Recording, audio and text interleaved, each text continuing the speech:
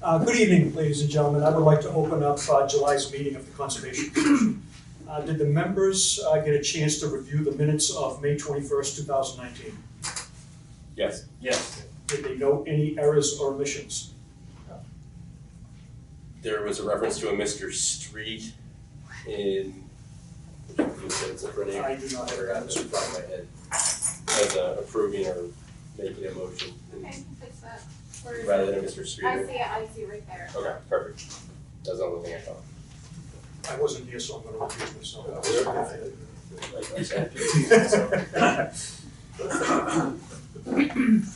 have a second? And, I have to recuse myself too, I wasn't here. okay, do I have a second? I'll second. All those in favor? Aye. Any opposed? We have a continued notice of intent to improve the right-of-way and construct an emergency access driveway from the town of Newbury at 14th Street. This hearing will be continued to the August 20, 2019 meeting. We have a continued notice of intent to construct a single-family home with associated grading utilities from Scott Kinter off Rolfs Lane and Shandell Drive. Good evening. Good evening. For the record, my name is Bob Grasso from Engineering Land Services. This is Norm Scott Equipment. Get there. I have the revised plan. Oh, you do, okay. that I need. And I would probably put it I was about too good.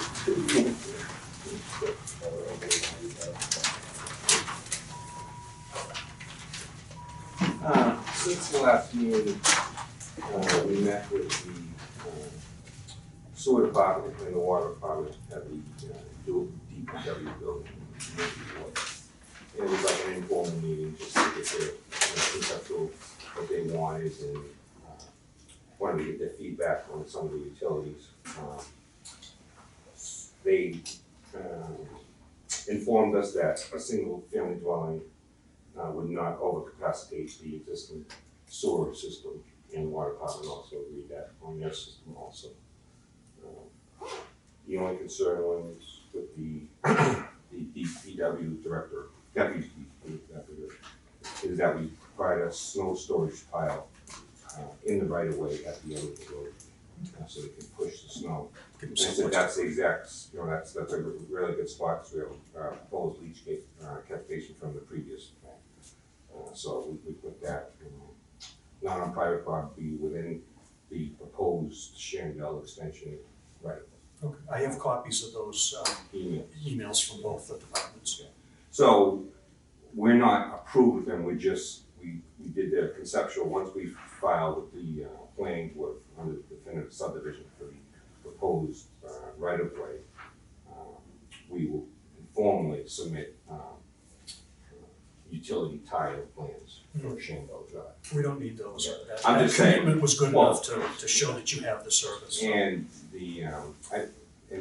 during after that meeting, we also met out the water department, and they marked out the water services in the existing water main that exists on Shandell and Lancaster Road. Right now, they recently paved up to this line right here, shown at the end of the black. That's the new pavement that exists now. That's the original pavement from the subdivision. So what we propose to do is go past the new pavement, go into the original, go around the grass area right in back of the granite, the slope, granite curbing and Cape Cod berm along here, and then over past that through the proposed driveway into the proposed dwelling, and then from the proposed dwelling will lead into the garage right here. So we're doing one connection. And then we're also extending the sewer from the existing sewer main. We would excavate that, and the DPW director said they didn't have a problem, as long as we submit plans to them of digging up that one trench of the sewer main. They would have to approve all the backfill and maybe some infrared pavement to make that. We'd still need to move forward with the permitting process versus the. I understand. Yeah, that's okay. In the meantime, we've also we had to do a site visit, you have a letter, these copies, hard copies of a letter from North Environmental. I think I printed a bunch of those, Yeah. but if you've got them, that's,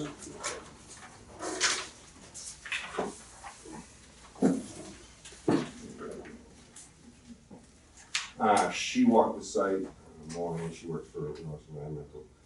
She saw the invasive species that are out there, and she suggested that we plant 4 red maples and some shrubs along the proposed stone wall barrier at the 25-foot middle cut on our land, and then once it hits our land, we're gonna follow our property line, which is greater than the 25-foot minimum right there. And we're also just gonna do hay bales, like I said, greater than the 50 feet in one section right here. So, technically, we could have went down there, but we'd have to do more mitigation. So she suggested some shrubs, 15 feet on the center, which totals 11 feet. There's some species right there that she suggested. Low bush, blueberry, dwarf rhododendrons, butterfly bush, it's and the black same list that's in here. Yes, Okay. and there's a total of 11 there. So Scott wanted to put more than what she proposed, so we proposed 6. 3 at the, towards the wetland, and 3 for like a screening to the butter on number 16. And we're also proposed tree plantings right here for some type of screening from the garage and proposed dwelling towards number 16 also. We've also added to the plan the relocation of the water service from before it was on this side. So that's one plan to change. We added the shrubs, the tree plantings. Yes, the storm was on there previously, that leach catch basin. But we've also done, I have also added the note during the proposed stone wall that we installed silt fence and hay bale along the back of it, and I changed the silt sock to silt fence and hay bales in each note. So What's this one collect? that's gonna collect all this, and it's gonna be a perimeter drain right in front of the wall to catch all that So you runoff. already thought about that, so Yeah. what Scott and I talked about this morning, you are picking up with this catch basin instead of the width, the length of the wall? Yes. Okay. Well, there'll be a stone trench in front of that, and then all the water will go down the stone and then catch into this. All right. So Because the it first won't- time we It won't talked- undermine the proposed stone wall. The first time we talked, along the lines on here, I made the assumption wrongly that you owned out with the pond because you were giving us the 25-foot no cut. But you really can't guarantee that 25-foot no cut because you don't own it. So that's why I talked to Scott about trying to get some treatment from here and infiltrate from here. Well, What have you got for soils there, Bob? I haven't looked at the soil map yet. We haven't been- ABCD, do you have I- not even a guess? Not even a guess. I Well, we, haven't, but what did you have over here? so I had geotechnical done on the soils, and it was all sandy gravel throughout the entire lot. So I would suspect, Going down lower into the deeper, so. I also suspect that there's probably, at least in this area, and as we saw on the sidewalk, we saw that knoll probably right around here. Yes, it was. Right, so, when they were constructing this road, they probably pushed the organics just, onto this lot here. So we probably have a couple of feet of organics here, and then probably maybe a foot, of organic. Okay. And just to But I guess, clarify, I just wanted to make sure that this was gonna work and that you're Yeah. gonna get the infiltration that you expect I out of just it. want to clarify that purple line here is the 25-foot no cut, no disturb. So it's off our lot there, so we're greater than 25 feet here. We meet the 25-foot along here, and then we're greater than 25 feet here. So the only 25-foot strip is right here. Other than that, we're greater than 25 feet in both directions. I understand that, but when you say we don't own the 25, we can't go down there anyway, so we're before that. I get it, but that was my point, and we were talking about providing a 25-foot strip, but we can't guarantee that. So what I was trying to do is pick up the same kind of treatment you'd get out of that 25-foot strip would be about 75% silt removal and about 75% nutrient removal, and get that at the stone wall, so the stone wall makes up some of that area, and you're gonna interrupt that flow and take it down and infiltrate. And if you read that report from Norris, where actually she's saying in the 25-foot no cut, no disturb is to leave the invasive species would be more damaging to the, and towards the pond and the wetland, if you physically went in there and grabbed it and pulled it out. So, you know, we're actually removing it with, when we clear this and remove and seed it, so it will be maintained and lawn, so those invasive species are gonna be gone. So we'll put buffer zone. I mean, I could take that argument either way, so I read that in the first one, and I says, it might not really not be the right thing to say there, you know. We're doing shrubs, we're doing plantings, and we're gonna maintain the grass, so those invasive species won't grow larger. And they Well, can't, I think with this wall, that's some of the mitigation that would go along with building this wall that may not be, you know, noted or detailed on the plan, which would be siltation, you know, fabric, you know, on this side of the wall, stone base, certainly the perforated pipe, you know, bringing any, you know, runoff into the pipe, down into the barrier. I think we'd be over the 70%. It's about 75% of suspended solid removal in the 25 feet. It's about 35 feet before you get the nutrient removal out of that same distance of the buffer zone. So it's somewhere between 25 and you 35 do feet. get treatment from grass, they call it grass filter strips, which is lawn. Of course. You do get treatment from that, it's just not like, actually, we're actually making the runoff better, because right now, it's just, there's no grass, there's no vegetation below the trees, it's basically soil. There's not much vegetation below the trees, so we're actually adding vegetation as a filtered strip. Did you add in any type of maintenance plan for your lawn? Is that To be maintained and lawn, I mean. well, I mean, so that was one of our concerns from last Well, meeting. fertilizers and standard order conditions.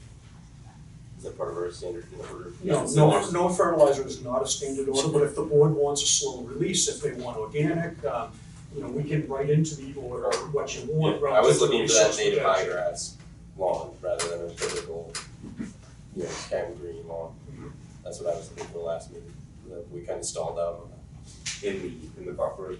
Or In the this- entire site? Yeah, in this area here. Okay, in the 50-foot? Yeah. Okay. The 50-foot, the Yeah. shallow one, which is, we're not touching that anyway over here. With that silt fence in Hazel line will be the limit of work. I was suggesting that to minimize the disturbance to the pond and nutrient load on, increasing the nutrient load on the pond, that you could commit to planting in that yard between the house and the 25-foot line with a mix of native high grasses and then doing a limited mowing plan, which provides a lot of ecological benefits for these. There's less of a disappearing kind of environment in New England anyways, and then you're not gonna do a lot of fertilization or anything like that. You know, let it grow to its own, mow it twice a summer or something like that. And otherwise, you have a high grade. Typically 4 or 5 feet, most of that stuff. So, but you could cut strips in it, like in, you know, so you could access the, you know, parts of your yard, but like for the most part, leave like a standing high grass. I suggested that last meeting. Does it work for you, is it not workable, or do you wanna make the argument? I mean, I've done here, I've just done recently some project in Williamsburg right next to the drinking water supply. We filter, grass filter strips, which is, it treats. And there's not much of a slope here. I mean, it's not like we're on a steep slope going down the pond. And I mean, the steepest slope would be up in here, which we're gonna take down anyway. Yeah. And then, so, because we're not really gonna, really generate a giant, you know, all the water, Sheet flow. I know, but all the water, the nutrients are gonna get carried with the water, it doesn't matter necessarily. So grass eats it up too. Grass eats it up too, but if you have a grass that you're applying nutrients that wouldn't be applied otherwise, you're adding. Well, then just do the organic fertilizer. It doesn't matter if it's organic or not, you're adding nutrients that you put on your land. So doesn't this, this stone wall, provide, resource mitigation if it was, designed, to a Cadillac standard? So if you build a 2-foot stone wall and then your wall was 3 inches higher than your proposed, let's say, lawn, and you protected the inside of that wall, preventing silt, and I'm not sure if you could prevent nutrient passing through. But even if you bordered the backside of that wall, anything that would prohibit or at least get you to a higher percentage, something into the 80s, which I think 35%. 35 feet, you get out of the 70. I don't know what the calculation you end up with this kind of system, you might end up with more removal, I honestly don't know, I'm sitting here, that would be just a wild guess on my part. Yeah, it's gonna Well, get, we're trying the best we can as a physical barrier that's gonna be there, not just like a conservation post, that people approach over the years. It's gonna be a physical barrier that's gonna be there, just one of the houses is gonna be there. It's gonna be probably a field stone wall, cemented in the back, and then a permanent drain in the front, and to each catches. Is your point, We're trying to do it. is your point that you have to have the vegetation, or is your point that you want a certain amount of removal before it gets there? And if the burden's on them to show that removal, if they wanna go back and finesse their wall and the methods that they use on that wall, and then can come back and show us that they get a certain amount of removal using this, is that satisfactory, or is it something that you really want and feel as though this has to be here for this protection of the resource? I'm trying to minimize the damage to the resource. I understand that. Yeah. I understand that. I just want to know if it's a stopping point for you, or whether these guys have some wiggle room. I don't see how the project doesn't damage the resource, so I'm trying to get as much Okay. Which mitigation as I possibly can. Yeah, we're trying the best, we actually reduced, going to 25 foot, cutting server, we brought it way up.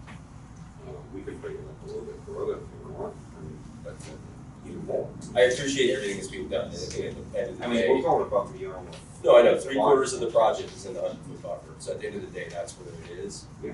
You're proposing a 4,000 square foot house in a very small lot Yeah. on top of the wetland. But that's what it is at the end. Well, that's like cluster development. You got all that open space and you have houses all next to each other, and then, that's what the whole thing is, just With that small lots and. cluster development's okay, but if we're not dealing with cluster developments, we're dealing with the wetlands. No, This is standard. Yeah, so, but the intensity of cluster development, there's a lot of, impervious area. I think we're talking apples and Okay. oranges All here. right. I think that you have a 100-foot house and a 3-car garage on a small lot, right up against the wetlands, and right up against the pond, and right up, mostly in When the you buffer say zone. how big it is, we're 50 feet, which is no building. I understand that, but it's really not our burden to defend the buffer zone in the pond.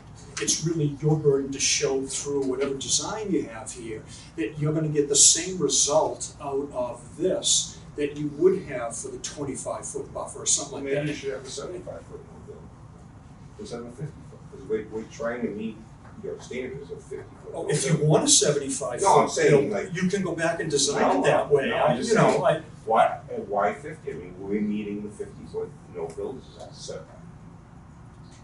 that's, the 50-foot no build is not really what we're concerned about. We're concerned about the resource protection and what protection that buffer zone gives that pond. So the buffer zone itself has no resource protection. The only protection it gets is what you can tie back to what it may do to that pond, with increased nutrients and all the other things that we've been talking about, and increased silt. And we, We're just trying to get out of that little tiny strip we're getting now, the same amount of protection that we get out of a 25-foot buffer. And we're just asking you to show that. So, but you're saying, well, we're doing this and this and this, and so we should be having that. It's your burden to show that you've got it, not Okay. that you should have it according to what you're doing. well, right now, if you left it the way it is, there's no vegetation there right now. We're gonna lawn seed, we're gonna put shrubs, we're gonna put. This, we sidewalked it, there's vegetation, yeah, there's a lot of invasive in there, but we were all wearing pants and boots because there's heavy vegetation there. It's the one thing. Yeah, but it's vegetation, It's tough to walk through. yeah, I mean, to say there's no vegetation there is. Well, we're What- trying the best we can, we put a screen there for that butter. As I was talking to Scott this morning, well, the screens, we don't really care about the screens. It's nice, we're sensitive to that fact that you're doing some screening from the abutters. But we're talking about resource protection, not the screening.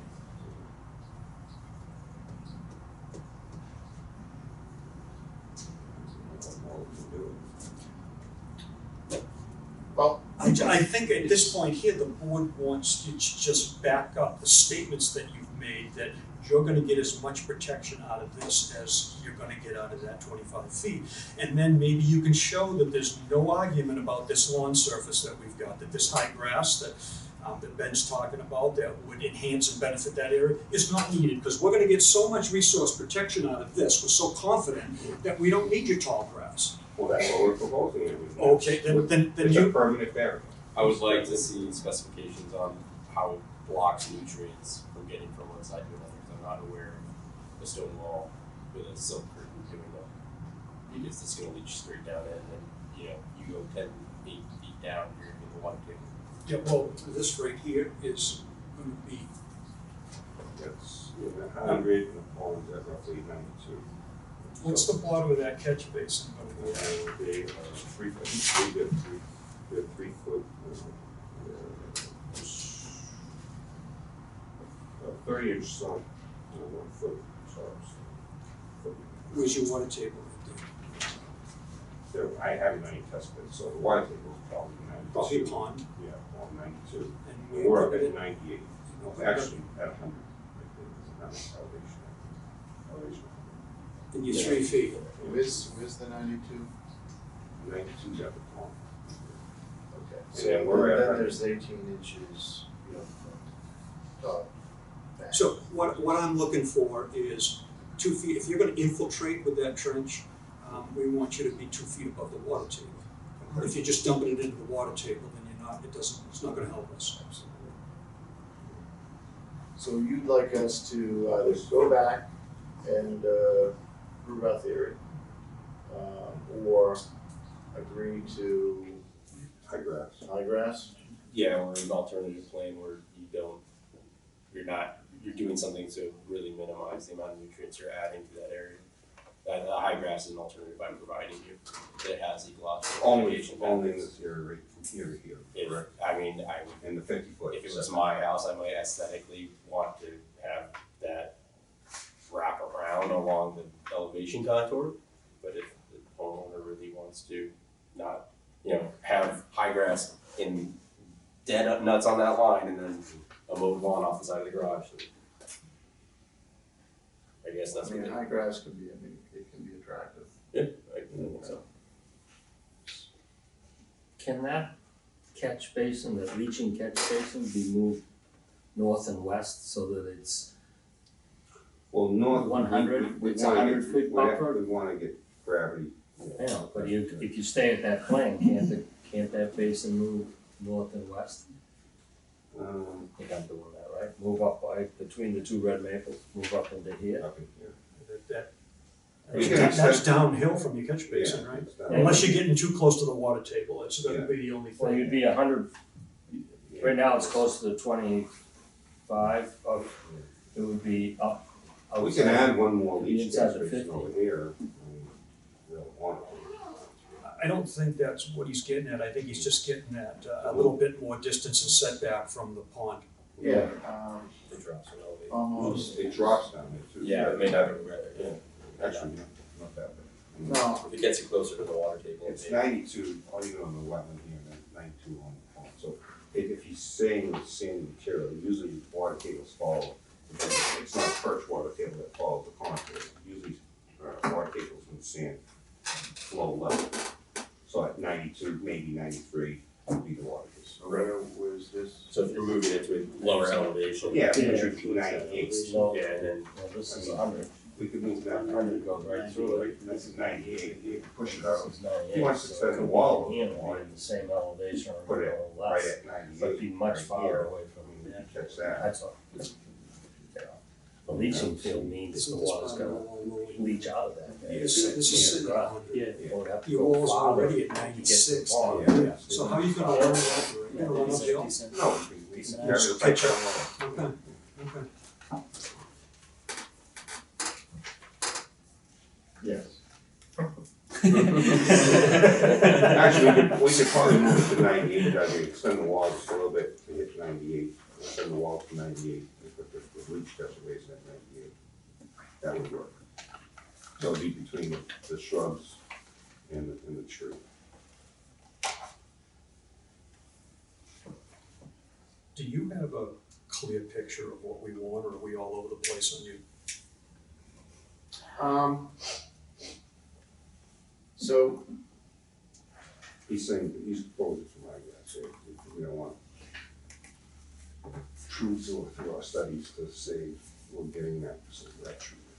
so, I think I'm clear, Okay. because, I think, you appreciate, you know, all the, things we're doing, you know, outside of really what's standing, you know, for you folks, which is protecting, you know, the resource area, which is, what you're here for. I think the wall, I think it was a good idea, and I think everybody would agree. I think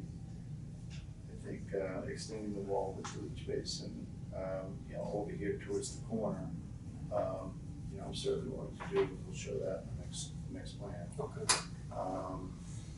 I think all the work that we need to go back and do is really, you know, in this area, determine whether it's a high grass or something, or prove out our theory in the wall with respect to, you know, what's gonna pass through it. So just to go back and get some data from, where we need to get it from, just to prove out the theory. And then put it on the plan, we'll put it in a letter, and that certainly would, be, as far as I'm concerned, you said the high grass is fine. Yeah, I'm just looking for alternatives that are gonna reduce the temptation for a lot of nutrient and chemical applications on the lawn. So if you guys can show through the strips that that's, and you wanna commit to not doing all this stuff, that's okay. I personally find it a lot easier to enforce both with you and you've been great through this whole process, I'm not that worried about you, but a future homeowner, like it's a lot easier for us to say, okay, there's high grass there, things are going as planned, than to try and make sure they're not. You know, watching for Ken Green trucks parked out there. Work, yeah, that kind Yeah, of. that's why I don't like that kind of order, because it's not enforceable, official stuff, it's that whole, enforcement stuff, so. What the condition for or I'd much rather have a high grass type situation where you're just not even, it's not there, it's not tempted, you're not gonna be fertilizing that, you're not gonna be applying chemical treatments to get rid of stuff. Or to keep to keep out crap, grass and this, that, and the other thing. Because it's a wild grass mixture, it's high grass and it's keeping out that kind of stuff anyway. Or if there's a little bit in there, it's not a big deal. Okay. Any other, yes. Yeah, just, did we go over what, any kind of treatment for roof runoff? That would be a drip, we make the drip, everybody said he's not gonna get us. Just gonna drip into the drip line, Yeah, drip line, stone line. so stone lining around them. Make The that structure. timber. I've got someone that wants to ask. Yes, sir. Yeah, hi, my name is Mark Day, I'm an abutter to the property here, and I'd like to step back for a second, because my concern is this is the third month We've been at this hearing in the town of Newbury. I'm a Newburyport resident. I read the project narrative dated April 29th, and it says in pertinent part, the proposed utilities, water, sewer, and electrical, would be serviced by the city of Newburyport. And every time I come here, we have these discussions, some emails get slipped to the Concom, some conversations we've had get spoken about the relationship of how are things going with the city of Newburyport. But the condition precedent this applicant has provided to the Concom is that this is all going to happen. It's a done deal. It's just, let's talk about the site in Newbury itself. The problem with that is that they're simply not ready. And now it's been a quarter of a year. We've been going on this 3 months, and we come here every 4 weeks, and it gets dripped out as to conversations with the city of Newburyport. The bottom line with the city of Newburyport, I've talked to Jamie Tupelo, Anthony Fernari, and Dan Lynch, is until they have an approval from the city of Newburyport, from those various departments, nothing can get done on this property. And what really bothers me the most about this property was not a buildable lot until the applicant had purchased property in order to make this a buildable lot. So all these problems that are being discussed with the city of Newburyport and discussed with the town of Newbury, why everybody else here for the town of Newbury would like to have their cases heard, are still a work in progress in the city of Newburyport. And so these are all conditioned precedents to anything that could happen here. Because if they turn it down, the city of Newburyport, the applicant has to start all over again, has to have a line running from their property to Walsh Lane, which is a possibility, or they can put the water and sewer on their own property, which is allowable in the town of Newbury. So the wink, wink, nod, nod, drip, drip to this Concom. So let's talk about all the specifics of this, which feeds into your strength, because this governing body does well. It basically skips over. It's like talking about building a house. Let's talk about the first floor, the second floor, and the roof. We'll get back to you on the basement once we figure it out. Well, everybody knows building a house, you have to get the basement configured first. And so I'd like to personally do other things this summer than show up here every 4 weeks. Now, a week ago, we had the city councilor, Sharif Zai, show up at the property site and do a walk around. We had a discussion about what are the possibilities of water, sewer, doing the least amount of damage there, because there's a 5-year rule in Newburyport that once they put in a brand new road, they're not supposed to be digging it up for water, sewer. This project would violate the 5-year rule, flat out violated, okay? So we've been talking about potential workaround, what we can do, but until we meet with the water sewer department, until the city councilor gets back to us, this whole thing is hypothetical. So, the purpose of an NOI is to provide the Conservation Commission a complete description of the site and the proposed work. That is absolutely impossible at this point in time until the city of Newburyport makes a decision and then provides the information for that whole piece to hook up here. I don't have sympathy for the applicant who created this problem in the first place and now is asking for all these various, conditions and exceptions, number one. And number two, if you're not ready, at what point in time does the Conservation Commission say, come back when you're ready? Because citizens of Newburyport, as just a basic reciprocity, would like to have the opportunity to finish what we've been doing, which has been having conversations with the applicant as what's the least intrusive way to handle this. But things tend to steamroll on here, and that's precisely what the applicant wants to do. The burden of proof is on the applicant's preponderance of the evidence to show that he can do this. It is absolutely impossible unless the city of Newburyport has a document by a certified official of the city of Newburyport to proceed. The applicant doesn't have that. I propose that this case be dismissed without prejudice, so they can bring it back when they're ready. Because everybody's time is being wasted until this gets done. And we would like to have these conversations with the city of Newburyport, not the Conservation Commission of the town of Newbury. Because this whole thing is premised upon what the city of Newburyport is going to do. And whether they push the water sewer to the left or to the right or right down the middle, without that map showing precisely what they're doing, you can't do your job. It's impossible for you to do your job without that.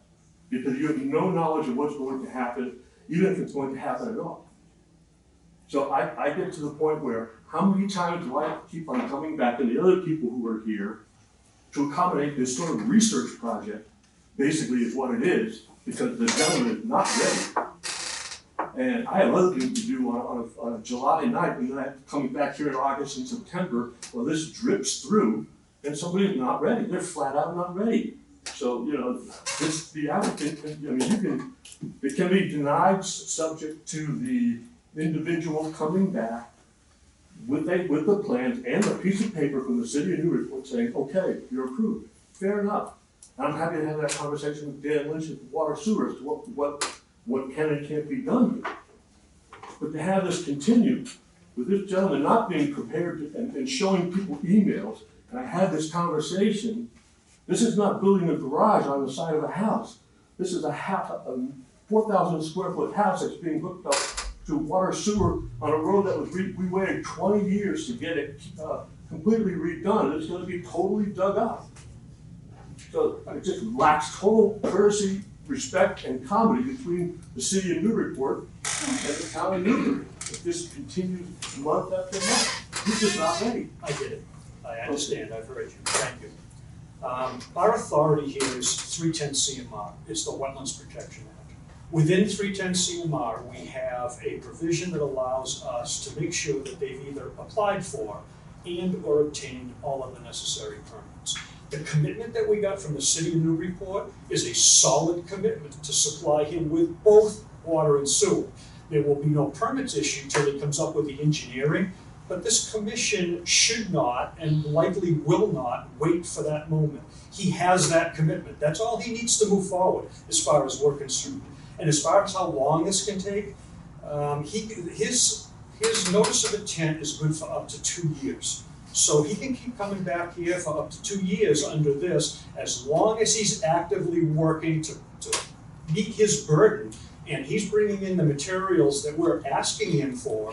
We're not gonna put him off until he's got all his other permits. Number one, we can't do that. When it comes to subdivision control, we have zero to do over subdivision control. So even the fact that it's not a lot, and it might not be a lot for another year, that doesn't matter to us at all. We can't get into that, not our authority. Correct. So then where's the piece of paper saying that the approval?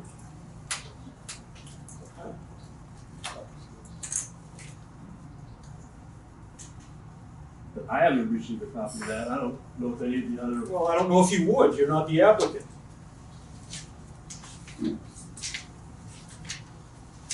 So there's no professional courtesy when you send out notice to a butter that this is all happening, and then all of a sudden. No, what you get for a notice to abutters is that the town of Newbury has on file a notice of intent on behalf of Scott Kinter for this lot. And then it's up to you to do your due diligence and either look at it online, we download everything and we have it online, or you come in here and you look at the file.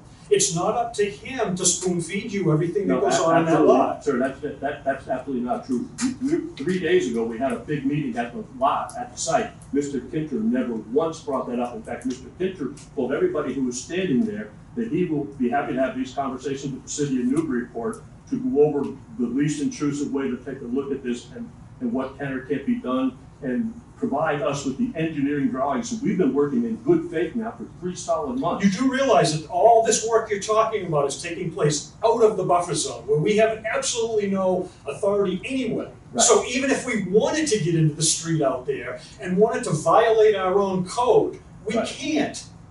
So the water sewer lines that they'll show on the map, that plan that you have been provided, even though they have not been formally approved by the city of Newburyport, you can accept those Correct. Yes. proposed water sewer. I'm not going to read this in its entirety. Good morning, Scott. The City of Newburyport Water Division have no issues with one single-family home connecting to the city's water main at the end of Shandell Drive. The fees are yada yada, so much for the meter. Just like Jamie mentioned to you, you're responsible for all costs. That sounds like a solid What commitment to date me. is that? There's no engineering plans, but it sounds like a solid commitment. Is there a date on that? Yeah, there is. October 3rd, 2018, so he's had it for quite a while. Oh, yeah, that's. Nice. You absolutely. Sir, 1 cannot minute, state please. that, because- One minute, please. Scott, nice speaking with you yesterday. The sewer department does not have any capacity issues in that area and has no issues with you connecting your home only to the sewer system located on Shandell Drive. And then it goes on to the same thing. You're responsible for the engineering, here's the connection fee, and there's Right. And So- I've had. Hold on, one multiple second, please. So, I think that, I think everybody's making good points, Doug, but in some cases, and I completely agree with your point of view on this, but in some cases, what we have done, not necessarily, I haven't seen it done with a home like this, but in other structures is, and we're definitely continuing this anyways. This is going on another week, so all of us who must show up will happily show up and smile. But we have in the past done heavy conditioning where we have a conditioned order. In our order of conditions, we have a condition that we need to see the approved permit for something. we can condition it. So I guess what I'm proposing, just to put this to bed, is that if you are okay with this, that if we get this over the finish line eventually, when we get this over the finish line eventually, there would be a condition in the orders that said before you commence digging, you submit the permits, the final permits for your sewer and water, Your to approved the- engineer. your approved engineer plans. He can't obtain a building permit until it's. I understand that, but I'm just trying to put No this, structure. Yeah, we can go through that as a. yes, I'm just asking that to put this to Until you bed. get the approval from the report, sewer and water, you're not obtaining building permit. I understand that. I'm just. No, I do understand that, I'm just trying to. So now And I let's go think, back. you know, I'd like to. Sir, one second, I'll call on you. One second, please don't interrupt. I'm talking to the board. So that's one of the conditions that, yes, obtain a building permit. I know that that's the progression, yes, that's the progression in the wheel of things, but I'm just trying to. Yes, sir. I've talked to Dan Lynch about all that documentation, so we've had this conversation with the Concom, I don't believe you were here back in May when we had the I was initial not. meeting. And I talked to Dan Lynch about all that correspondence. The key word in that, all that correspondence was the word capacity. Newburyport absolutely has the capacity to handle one more home on a 16,000 population city.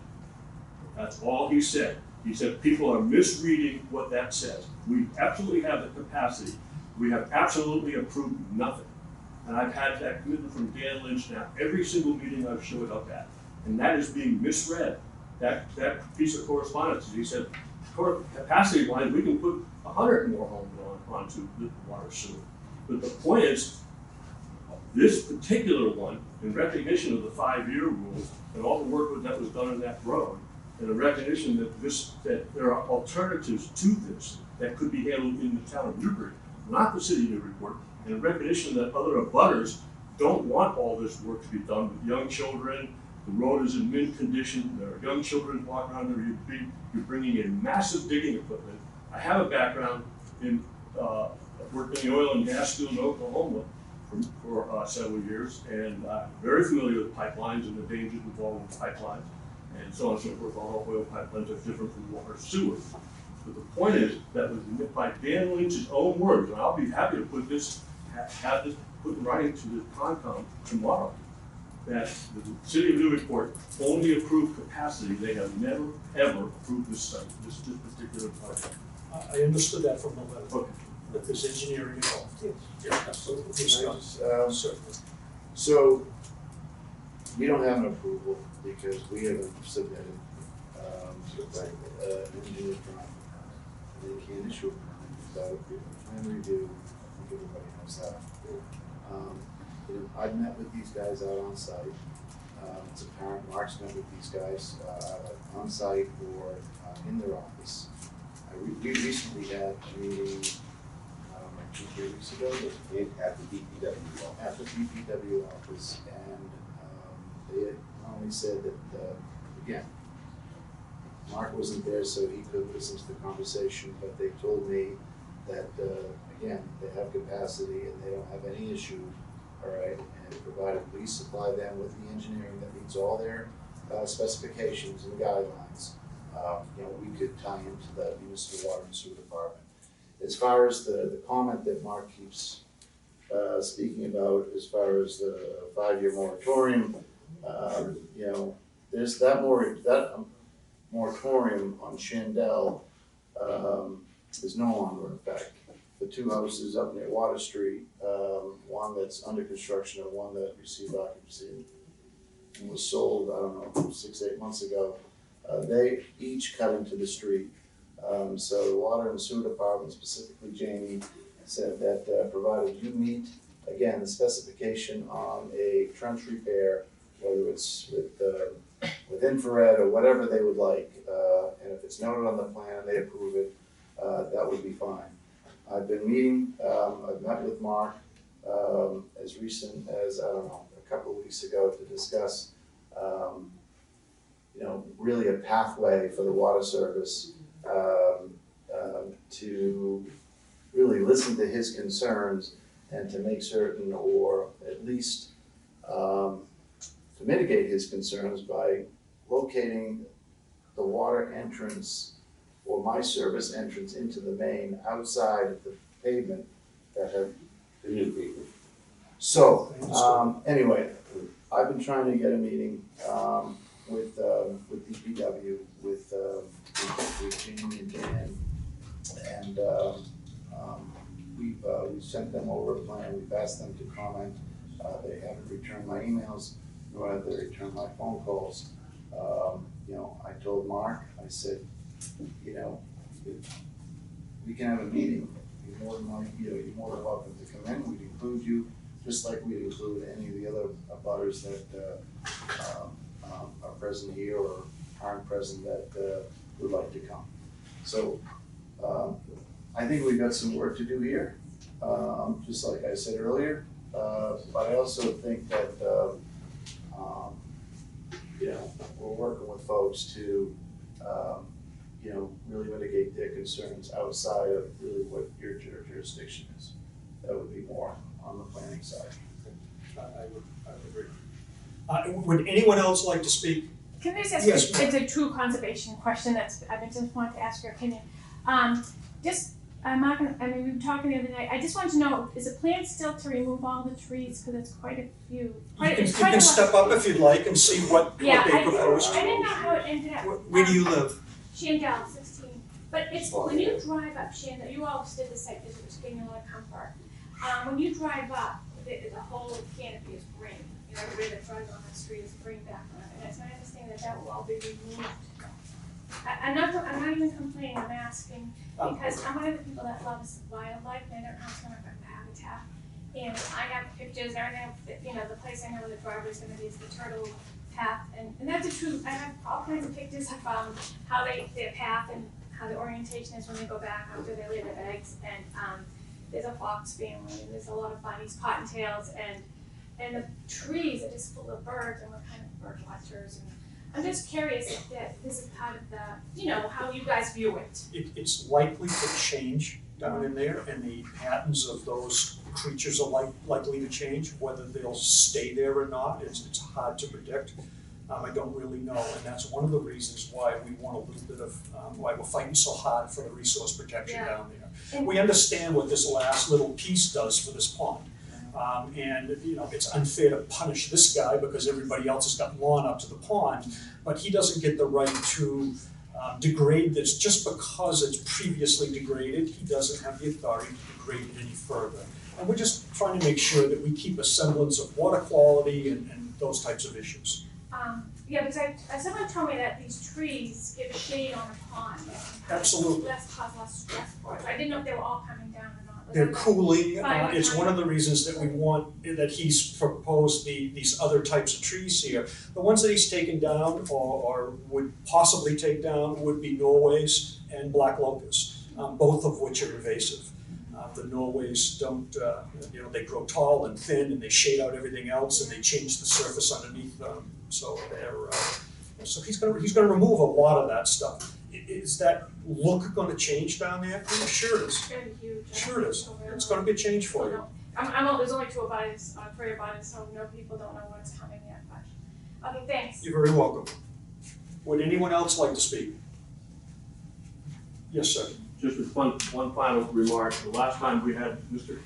Kincher stated that we've had conversations on the lot and as to how to handle this particular project for the city of Newburyport. Mr. Kincher specifically stated he would provide the engineering drawings at the first hearing here on May 21st to the city of Newburyport, so we can take a look at those and determine how the best way to handle that part of the street that is in mint condition now after 20 years, regardless of the 5-year rule. We're all supposed to be neighbors, and we're all supposed to be doing what's best for the neighborhood. And when this gentleman states to us, to our face, at a meeting, at the site, that he is going to provide the engineering drawings so we can take a look at what he's proposing and get beyond just a casual conversation, and to show up at a hearing tonight and to find out that he's provided information to the Conservation Commission and had conversations with the Department of Water and Sewer without providing the information that he said he would provide to us at the meeting, then there's no good faith. There's no good faith in the way he's handling it. I'm sensitive to your concern about the road, and I understand what it means to you and most people to have their roads. What Newbury just went through paving about 90% of their roads in town. And it has caused some serious issues for people that want to dig that road up and can't dig that road up until that 5-year moratorium goes by. I understand that. But that is an issue that he's going to work out with others. It's not an issue that gets worked out before this board. But it's a conditioned precedent to having complete documents for an NOI to be issued. I think preponderance of the evidence is on the applicant. I think we understand your issues. Correct, okay. Thank you. Thank you. With your permission, I would like to entertain a motion to continue this to the July 16th date. To the next meeting date, July 16th. Do we have a second? Yeah. All right, that didn't make you look too smart, did it? Now, with your permission, can we continue this to the August 20th date? Absolutely. Thank you. Make a motion to continue to the August 20th. Do I have a second? I second it. All those in favor? Aye. Any opposed? Yep, Thank you. see you tomorrow. No. Thank you.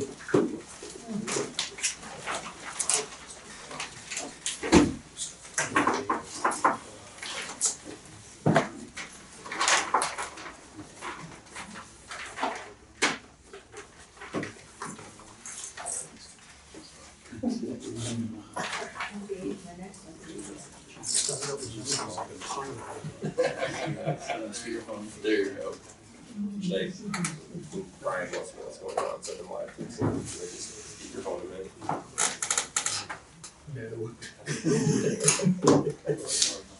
in. We have a continued notice of intent to construct a dock from Robert Britton at 171 Orchard Street.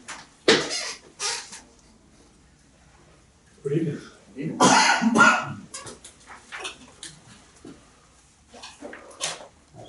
Tom Hughes with Hughes Environmental Consulting. I've actually got Steve Sawyer here with me tonight. He's the engineer who did the plan.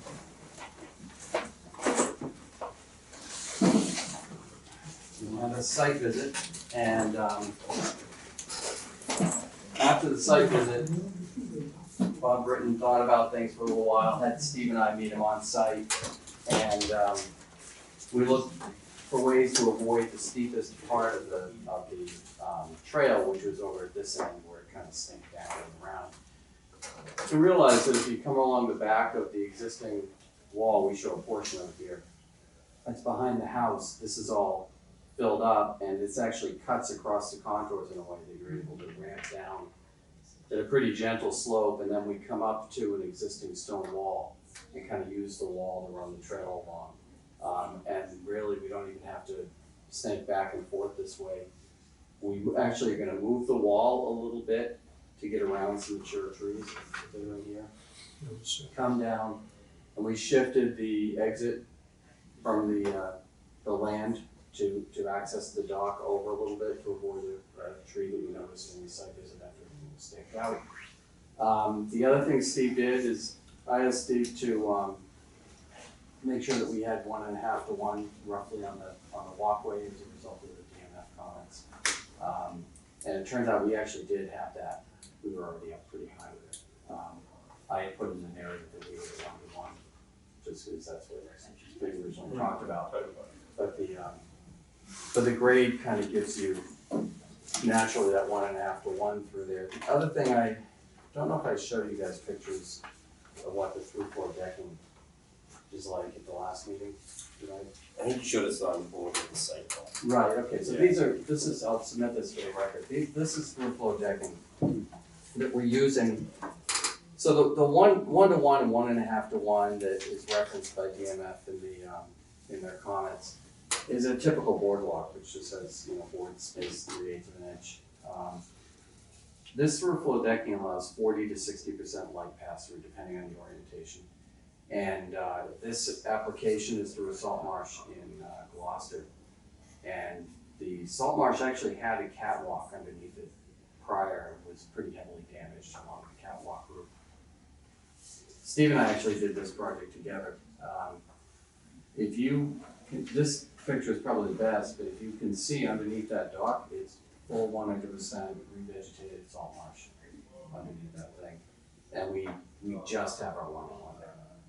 We might actually be just under 1 to 1 in a couple spots. So what you get with the through flow is you get some ambient light through, and then you also get the light coming in from the sides. So with the 1.5 to 1 and the through flow decking, I think we're there with the walkway. Just out of curiosity, how long has that been there for that picture? About 3 years. And it didn't take long for the marsh to I was just recover. curious. Yeah. Do you know how long it took for it to come back? Like, It was season? we like a year so or what, 2 if years? you've ever seen the sort of old catwalks where there's just, a couple boards side by each, Right. It was end of the first summer after they were removed that I started to see Spartina coming up. 2-3 years, I can't say exactly when I took those photos. It was, I'd say 80% cover underneath, Interesting. and coming back further. It really works well. The thing you have to worry about with roof flows, if you get too low, as with any boardwalk, because you're letting light through, it has a greenhouse effect. So if you get too low to the ground with it, you can actually cook the grass underneath if you don't have a place where you've got wind currents. That's really the only drawback with it. The beautiful thing too is in a tidal environment, if you get any kind of flooding, the water just goes right up through it. So you don't end up with any uplift or any kind of impact. You can actually see videos on the internet of waves going through it during tropical storms. It's really kind of cool. It was originally designed to protect the eelgrass beds, and that has just been, wide open application. We're using it protect some Plum Island, we're using it for docks, really for a number of things. You can get gangways and everything like that. So, and the other change to the path is this is going to be just sort of forest floor path with 2 chipstone strips separated apart, which is kind of higher than in case somebody doesn't want to park something down. Yeah, there's 2, 50-inch center to center. So that's a new plan, right? Yeah, and there's a detail here. This is newer even than the one that you sent? This is what I sent you today. Yeah, okay, that one says 4 foot, but it uses this as the, Yeah. it doesn't even have it back on. It's the old Okay. track. There's 2 copies. I believe this is. Must have been one of those over 9, 11, or 17. That's the old. No, that's the old one. Is this the old one also? No, that should be the new one. You didn't get the one off the Yeah, board. no, this is the new one. It's over the house, Yeah, here I've got one more.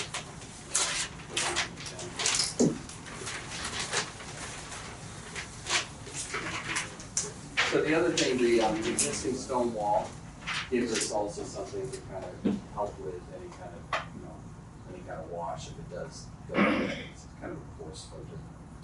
That's a much better situation. Yeah, so Oh, yeah. it's the natural grades toward that wall diagonally, so what we're gonna do is put on just at the base of the wall, the existing wall, just put in a pea stone, like a 6-inch pea stone, filter strip. And then with the new wall, it'll be the same detail.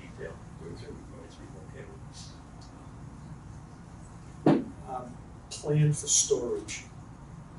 Storage is off-site or out of the buffer is the current plan, because we can't store it anywhere along here. We'll be in the AC, so think the plan would be pull the ramp back. Pull the ramp back, right. They'd be hauled up. The ramp can be stored in. And the footprint of the pier. Yeah, just get pulled up and down. But the flows would have to flow from there. And then the other thing that's in the NOI and that we talked about is we're gonna do, some clearing for Vista, 10%. We're primarily gonna be focused on, the mid to lower canopy. We're not gonna be dealing much at all on the canopy. We're maybe one or two branches, but nothing on the mature trees. Those are gonna stay up. It's really just the sort of mid to low. We talked about some plantings along the path, or in conjunction with the thing you guys were gonna do. But is that just with, once you've gotten into the finish plan, you don't think that's gonna open up? I'm sorry, guys, I just can't hear you. I'm Oh, the my butter, fault. I'd like to Okay. hear- Oh, I'm sorry. Oh, sorry. It's okay. And what I can do, I can actually, I've got two plans on hold. Have you seen the project? No, Would you like to take? I would. Yeah. In 2 minutes. Okay. I'll put it behind the chair so you can please look at it. Thanks. I would have put it up if there wasn't enough butter here last year.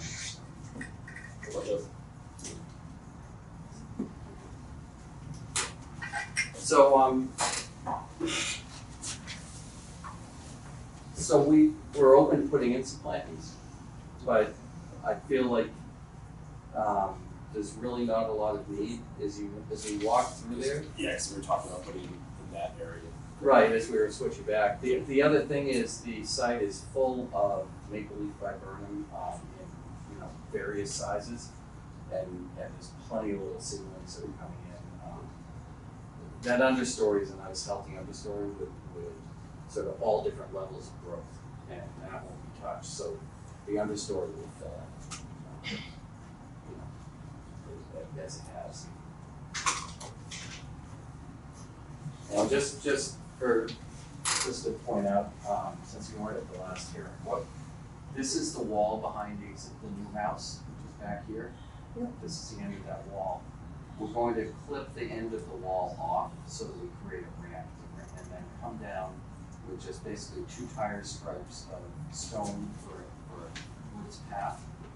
It's going to come down to an area here where we'll come out with an elevated dock. You can see a profile over here. We're elevated up, well up above the marsh using a special decking material that's light pass through. And there's a gangway down to a seasonal flow system. The platform is at the end of the dock, typically you flare it out a little bit, so we're going 3 feet wide to 4 feet wide. And that is this material, which is a fluid flow deck. Here's one is like this. So it's very low impact. And to remind the commission, the construction, the posts are installed by essentially a tripod with a ram on it. It's a manual operation thing. It's not no major equipment. You bring it out, you put a couple squares of plywood and pretty low impact banks and things down into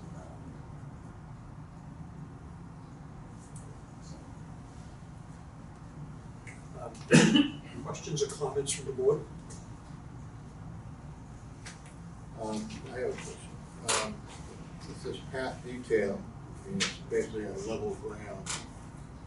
What's gonna happen? I mean, you're gonna have 2 straight, gravel strips like this? Yeah, they follow, it's basically gonna, for the most part, it's following the contour down the hill, but yeah, it's just gonna be warped.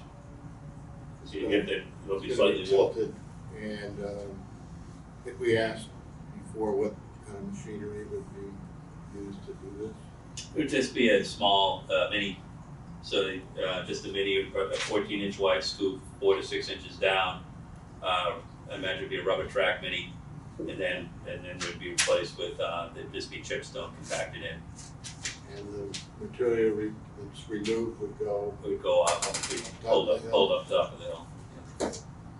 Right, it's low impact installation. I would just sort of suggest that where you cross over that stone wall, that you try to make it go up and over, because that will, if we saw evidence at the site visit of minor erosion occurring, the wall being a pretty effective barrier. Yeah. It'd be nice to keep that all the way down, just have another stone wall at the bottom. Yeah, the plan is to, instead of, it's no longer a property line wall, but they're just gonna actually, it'll be, the wall will continue down the slope, or down that slope, and it'll be continuous.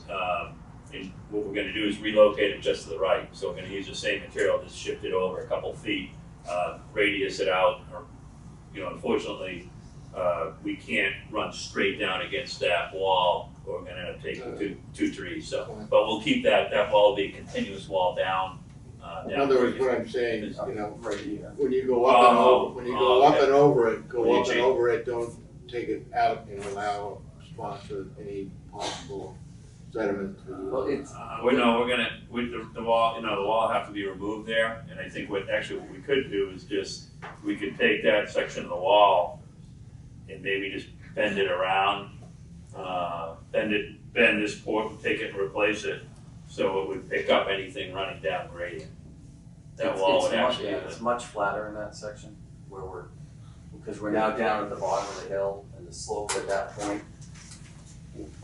This is where if you remember, there were some stakes on the ground, and the stakes were actually right about here, about where the dock left, and this is where the surveyor's footpath up to the marsh was. And so we're in a much flatter area, you can see the contours much further apart. I think what Dan's getting at though is where you're coming down here and you're gonna divert the water against this wall. So Yeah. some of the water's probably gonna run against this wall, especially if you've got a fillet in there. Yeah. When you go to make this corner, you leave a raised bump. It doesn't have to be the So whole any- wall, it doesn't have to be a ski Oh. jump. Any But don't drainage- allow the water to pass through the hole. Keep the water on that side of the fence, is Right. what he said, okay?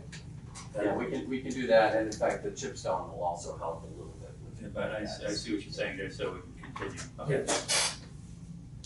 Yeah, don't make a weak spot.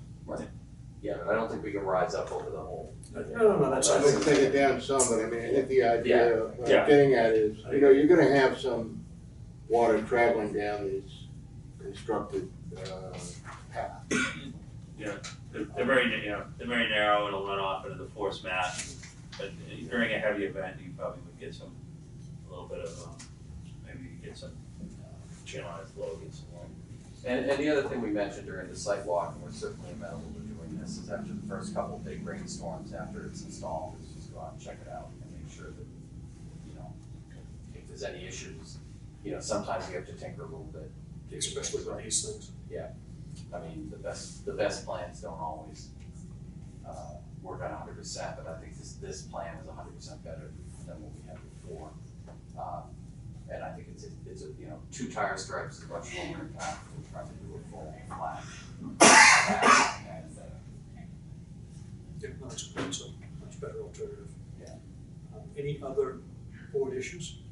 I'm, if Dan's good with the path, I'm good with the path too, and I thought the sidewalk was. Well, yeah, I mean, I just don't know. I mean, it's a continuous downhill stretch with no grade breaks except for the wall. If you retain the wall, I mean, I don't know how well it's gonna work, but it definitely is better than what we saw before. It's the turns that cause the problem, because you just go straight down the hill for a certain amount of time. This has got less turns in it, so it's better. But somewhere we just gotta take a chance, I think. As far as the cutting, I think it's important, particularly in the 100-foot very front, to make sure this remains a forested environment. When you do take some of the organic stuff off the top to put you might want to stockpile it and use it to kind of, if you disturb outside that area, you've got some material that's basically native to the site to kind of, retain the sort of forest floor type situation.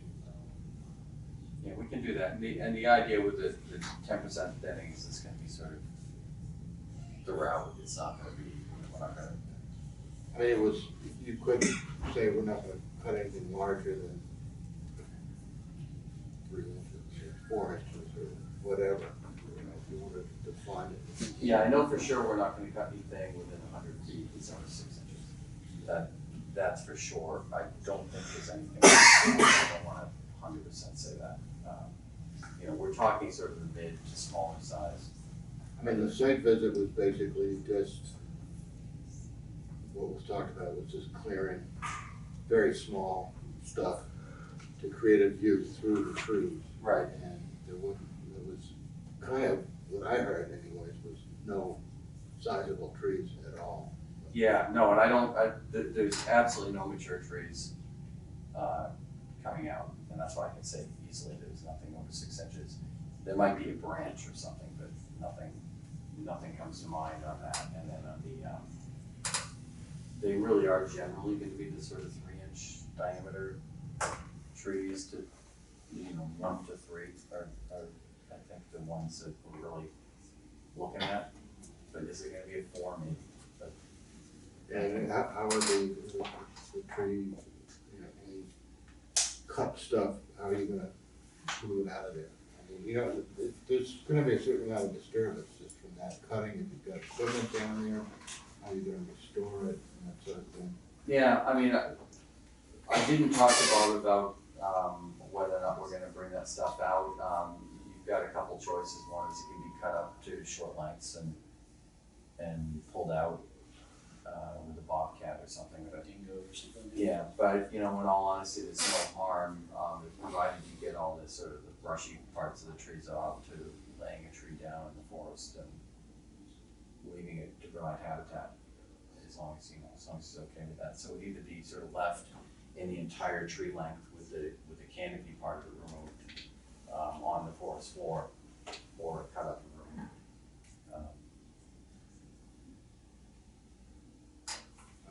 Take care of your issues. I think so, I mean, I'm a little concerned, I mean, if you took a log skidder through here, you'd have a mess you couldn't clean up. Yeah, there's no intent to use anything other than, the small equipment, the mini and maybe a bobcat, in the whole thing. I mean, I imagine we might use a track bobcat to bring down the gypsum, and I could probably bring the wood back. A bobcat, wheel, what's 15 inches? Yeah, about 12 to, 12 or 14 inch. Run it right down, run down your own I path. mean, you're gonna have to, Wheel-based. Yeah. I mean, Yeah. Well, I mean, we could try to use that path footprint to the extent possible as our route to remove material, and frankly, it's the most drivable route down there, so it probably is the way that they would come in and go out. That's basically how we laid it out. It's the easiest way up and down this, up and down the hill. The side step you're removing doesn't sound like you need to use a lot of mechanical assistance. No. I will I think another thing that's noticeably better, the other path was started at 56. Yeah. And this is, it's like 38 or something. Yeah, no, we realized that existing retaining wall there already cut across the grade, it's nice and flat across the top, so it's really a matter of just adjusting how the end of that wall is, and it becomes a nice ramp coming down with a little bit of adjustment. And once you're down to that lower grade, it's the much flatter part of the hill. Yeah, to be honest, my main focus was on this design and not really unfortunately, thinking about It's the funny because hill. I think you've done an outstanding job on the pier and floats. Yeah. But, this is a little bit, this seems like the hardest part of it, but I think. Yeah, that hill is a challenge. Dan, do you want any type of orders Well, I mean, regarding the thinning? I feel like it's light on details for the thinning, within the 100 foot. Right now, unless there's something I'm not seeing in the narrative. So if you're worried about I mean, I don't know, we can try to condition it in some way, I'm not clear on how to do it, you know, in other words. Well, the only way you really condition it is you can give them a percentage of canopy, and then you can give them a calendar size. I mean, that's probably the best way to condition it, and then We'll do method of removal. you can do method of removal. You can have a suggested method of removal, that they paint their way into the closet, they paint their way out of the closet, they bring a load of stone down with them, and they leave with a load of wood, however you best think it managed. I guess that's what I was asking. Yeah. Thoughts on that? I mean, I mean, if you wanna get into that detail, you can get into some of that detail. but I mean, I think it's, you know, just common sense stuff that I think Bob and his crew probably has. They don't wanna make it any more mess if they make a mess, they gotta clean it up. I know what your concern is, because once you make a scar down there, it's hard to repair it. I understand what you're getting at. Can you just condition that bobcats and other, tractors and that kind of stuff stay to the footprint of the proposed path? That can be done. I think that would probably but- alleviate a lot of my concerns. I think that we ought to, maybe we'll move on to the rest of the subjects here. And, Well, I'm trying to- because we're talking about orders and we're not even talking about a group project Yeah, yet. my So, fault. yeah, we're getting a little off I was topic. trying to get through the path before we I get moved to the pier. I get it. Tom, can you remind me what permits you've applied for on the pier? So the pier, we don't apply for anything until we get this through. That's a prerequisite of applying The chapter 91 is a harbor master permit. for the ramp and for the floats. Right, for anything beyond mean high water. Okay. The other part is an Army Corps permit. And the Army Corps permit is a programmatic general permit, and a prerequisite for that permit is an order of condition. You're not eligible for the programmatic general permit without an order of condition. So you guys are the first stop. We come here, then we go and we do the Army Corps, and then when the Army Corps is done, then we do an annual permit with the harbor master. The annual one probably doesn't come till next year. The annual permit will cover again the ramp and the floats, but not the pier. And so why don't you think you need chapter 1 permit for the pier? The chapter 91, Within the ACEC, because my reading of the chapter 91 within the ACEC would say that any disturbance is without some really strong reasons otherwise, and an approved town resource plan by the Secretary of DEP wouldn't permit it. So I'm confused as to why there's no permit in for the pier, and I'm loath to be approving things that are gonna be knocked down further in the process. well, even if this needed a full chapter 91, we wouldn't be applying for that. This is always the first stop. So then what we do is we'll more fully scope if chapter 91 is required of the dock in any way, we pursue it. But I believe the Pumpkin House is the same thing. Pumpkin House got a 10A, which is a chapter 91 approval.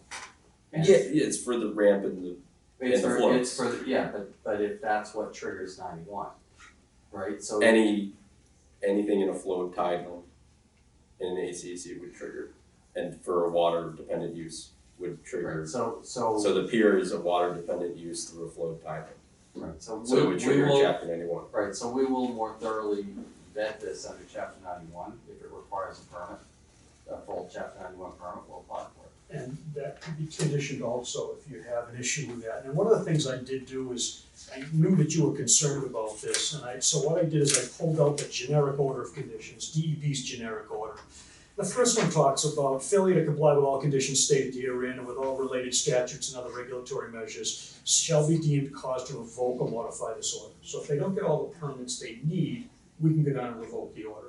If you go to 3, it says it does not relieve the permittee or any other persons of the necessity of complying with all other applicable federal, state, and local statutes, ordinance, bylaw, or regulations. So that's another reason within the generic order that we could pull that. And what I did, for belt and suspenders, if it makes everybody more comfortable, is I added a number 13 here. And it states, and this actually comes right out of 310 CMR. And it talks about a proposed project must comply with all applicable requirements of any other federal, state, and local statutes and bylaws, in addition to meeting the requirements of 310 CMR 10. Examples of such law may be applicable, which may be applicable but are not limited to, then I go through with the coastal restrictions, ocean sanctuaries, mineral resources, Massachusetts clean water, waterways laws, which are chapter 91, your mass environmental policy and scenic rivers. Well, So waterways pretty is 310.9, which is what I'm. Exactly, Yeah. exactly. So I tried to pretty much cover them all in, Yeah. in that order. And again, unfortunately, you get into that real world application of picking up whether people do what they're supposed to do or not. Yes. And once the thing is built, getting it out is not gonna happen. So that's where my concern lies. So I would bring you back to what your permitting under is the 310 CMR. No, I understand. And that we will scope the 309. We had intended on doing the seasonal, but we'll take a look at the regs and you know, how they're being applied. But on any dock, we always go conservation first. Okay. Because we need that in order to get the next step. Then if we get a modification of the dock during the Army Corps review or a Chapter 91 review, we come back to the commission with an amendment or a minor revision depending on. I just like to condition it just to first. Yeah, I think it's, as Doug read it, I mean, it's adequately conditioned with those requirements. And, you know, your approval doesn't give us a Chapter 91 approval. Oh, I understand that. Yeah. I just want to make sure that it is obtained before traffic is broken. And or that there's a negative determination that it does not obtain. Yeah, and you know, and if we don't have that, we still do the path and get all that done, that doesn't require a Chapter 91 permit. Yeah, we talked about that on the site. Yeah. Walked it and still on the path, even without the dock. So. Yeah, that's yeah. Anything else from the board? Are there any abutters here? Would you like to speak again? Yes, I would. Okay, please. please do.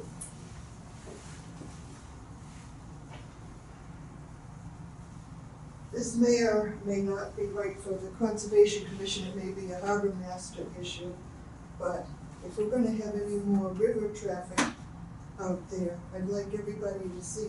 This is a view from my yard. Would you just for the, I know who you are. Oh, I'm Would you sorry. just for the record identify yourself? Ann Quill, Great Meadow Road. My house is probably closer than anybody's to Bob's house. Thank you. We share the same embankment and the same insects. Truly. Yeah. So this is the view from my house, looking across the river. This is the property that is part of the recreation field, Manters Field. Mhm. And if you'll notice, in here, this spit of land that's sticking out is eroding. And if you look carefully, you can see the trees hanging. Big hunks of this spit of land are falling into the river. Okay. And that's a natural process, it's not anybody's fault. People have asked me when I bring this point up, well, do you get much traffic up there? No, we don't get a whole lot, we get some river traffic. But the issue is why hurry this along? And what I'm looking for is, I don't have any objection to a dock. What I'm looking for is at least something like a no-wake sign, something that ensures that people aren't gonna hurry up the erosion along this embankment. I have some pictures from Martha Taylor that she's taken over the years. It's not as clear in the aerials. It's a little harder to see what's happening here, but I can send them along to you all if you'd like. Okay, if you'd like to, you've got our email address? I don't know, I'm sure it's online. It is. Yeah. So that's my request. Not only is it my property boundary, the river, that's my self-interest in part, but this falls in big hunks. I went to work one day and it looked one way, and I came home and a big hunk was missing, just like that, all in one day. I don't know if it's all at once, but all in one day. And you can get surprised coming by here when you think you've got a river and all of a sudden what you've got is a bunch of sand. And part of the reason we do, And I take that is right here, right Where I define strip. Across the. the other side, Yeah. Oh, her property, so you're looking over here. or the other side is Yeah. definitely a road. This belongs to the town. I got you. The property below Mantor Fields. I got beside you. Mantor Fields. Yeah. Yeah, it's all clear. Yeah, that's where I think there's a recreation group that wants to put in like that. Yeah, it's down the side. Yeah, you're right. Yeah, it's way down in here. What do they wanna put in?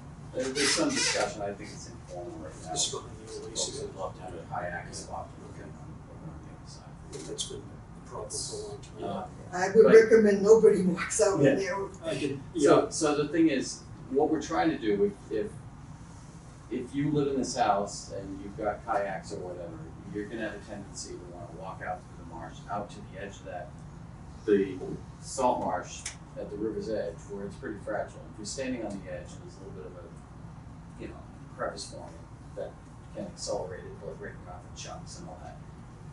What people would be doing is walking out on this platform that's elevated way up. And the elevation allows us to span the last bunch of the marsh here with a ramp. So we're not putting any posts right at the marsh edge, putting any pressure on the marsh that would accelerate the breaking off of the marsh. The marsh naturally does break off as part of how the marsh responds to things like sea level rise. Tom, I think more than, I think what she's getting at more is across the river, and if these guys are gonna have a powerboat, when they leave here, I don't think she wants to see them tearing around. Yeah, no, Right. and obviously, So, and I think that's Right. a harbor master issue, but we would be objecting. I think it's a harbor master also, and we don't really have the authority to put up no-wake zones, so, but I think that the Conservation Commission and protection of town property could certainly have a Right. little input and see what. That Yeah. would be much appreciated. And we certainly wouldn't oppose that. I do have another question in trying to figure out property lines here. I'm usually pretty good at reading drawings. This is my property line along here. I believe so. It's my understanding actually that the property boundary is the stone wall. We're giving you 3 feet, you don't want to argue. I would like to know that any sort of wake or anything isn't going to affect the stone wall that's part of my property Yeah, boundary. no, that's well above, well above. It's up in the wooded area. I think even in the, 500-year storm, then the water's not gonna make it up that high. I think that's a relatively Well, safe. the wa- this is all mucky and wet down right up to the stone wall. Yeah, no, there's no change. There's so much time that they'd be using the boat that it would absorb anything. Right, and you're not, this is not gonna be heavily used, it's gonna be the kind of thing that somebody maybe goes down on the weekend, this is not gonna be something. No, I know, I mean, actually, I don't care how heavily used it is, Yeah. because people ask me, well, you don't get much traffic up there, do you? No, but that's the point that Doug said, it's the boat's making the wake. No, absolutely, we wouldn't object to that, I actually, do I get up on a plane behind Plum Island? Yeah. Would I object if someone wanted to put no lake the whole way, because it's probably the right thing because of the salt marsh? No, but I'm still gonna get up on a plane till they put it there, so. You can, So the lady's got a point, doesn't she? Yeah. We're gonna revive our talk about a no-wake zone past Stoll Island, can we go back to that? That's my favorite one, I want back, you know that. Tom, Ms. School's comment did actually bring me to your, the horizontal here, and you show a gradual decline on the marsh, which I think it's also pretty much a vertical wall Well, no, but it's, at that site. this is actual survey, This is actual survey about where, it's a sloping marsh. It's a sloping, it's yeah. sloping till you get down. Yeah, it's a sloping marsh. I just relative to where your final, you made a comment about where your final pilings would be. So Right. as to not exacerbate any marsh slumping. Right. And I just wanna make sure that this is accurate, because a lot of that through that there is much Yeah, more of no, a vertical drop. There is vertical drop in places Yeah. along there, but We didn't walk out all the way to the edge, and I just know from being in the river, a lot of. No, I know they surveyed all the way down to the edge of water, so, pretty comfortable that the survey. Yeah, I know, yeah, there was a lot of spot grades, I know there was, I was looking at the spot grades when I was laying this thing out.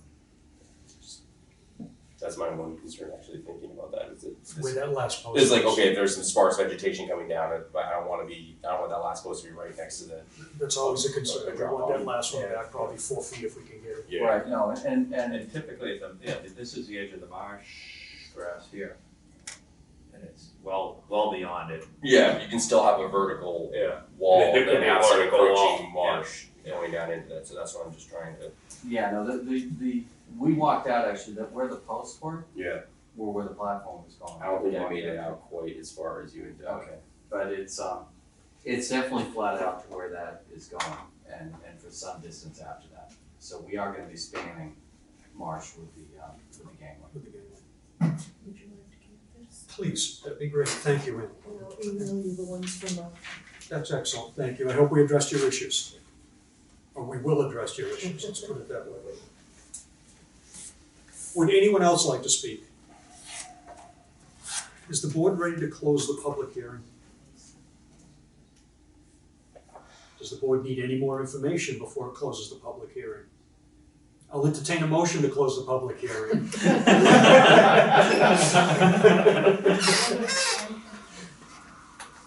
Do I have a motion?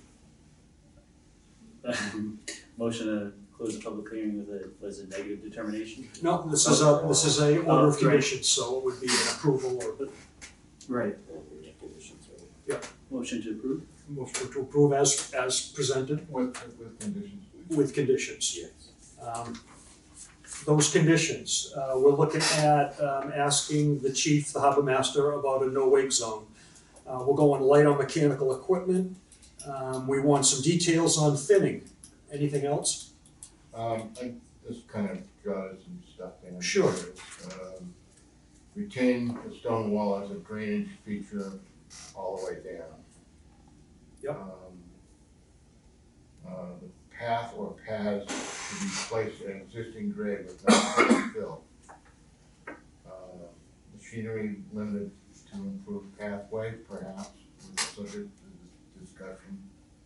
Machinery limited to mini excavator or loader with less than, with 48-inch wheel spread to match the, in a 100-foot riverfront, cut limited to less than 6 inches breast height.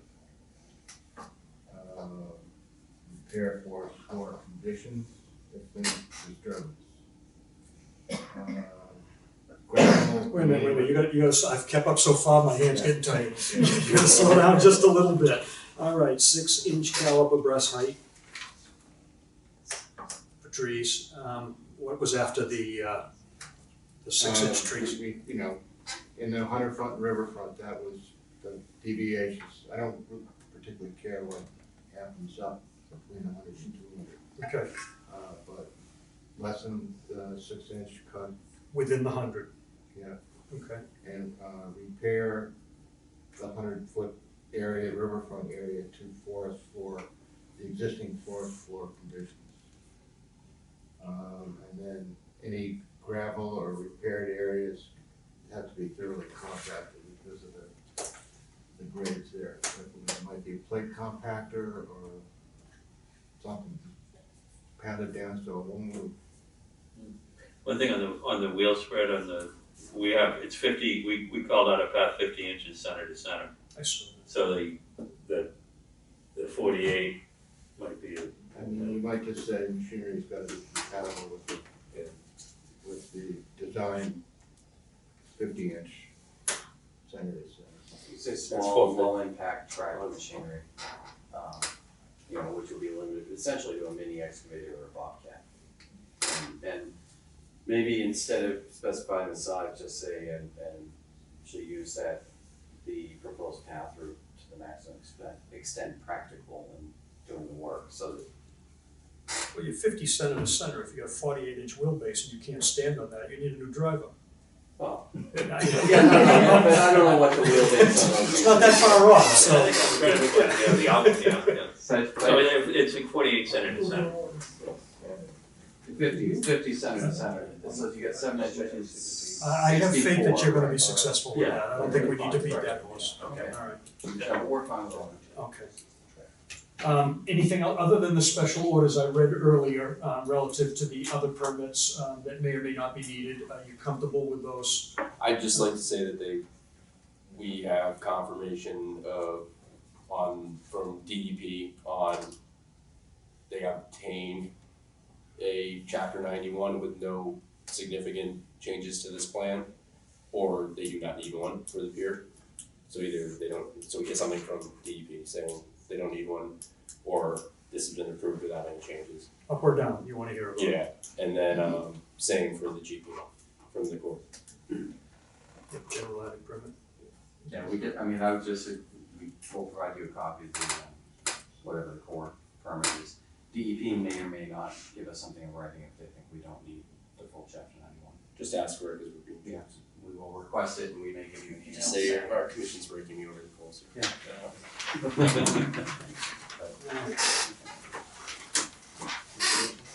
We need a second. So, yes, I'll second this condition. all those in favor? Aye. Any opposed?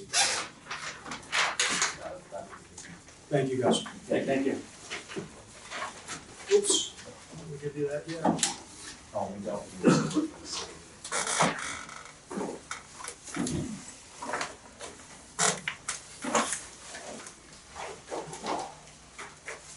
Something for a special meeting. But you can make that like a band, like a performance. I'm not even listening to you yet, I'm trying to find the sign sheet here that I can't find. There it is, right here in front of me. Especially if you're talking like after it's 7 years, you're gonna get the nursery of the maintenance for contractors only, you can get the local deliveries. Like just, you know, I was like, oh, man, they make them like a band, like compliance.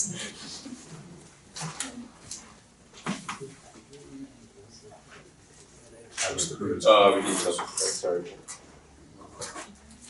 Didn't want to do anything stupid after this.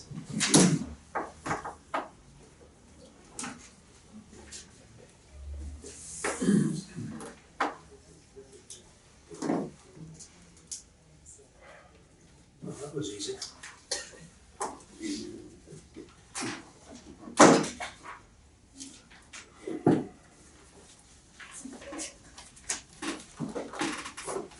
We have a continued notice of intent to construct a police station from the town of Newbury at 7 and 7R Morgan Ave.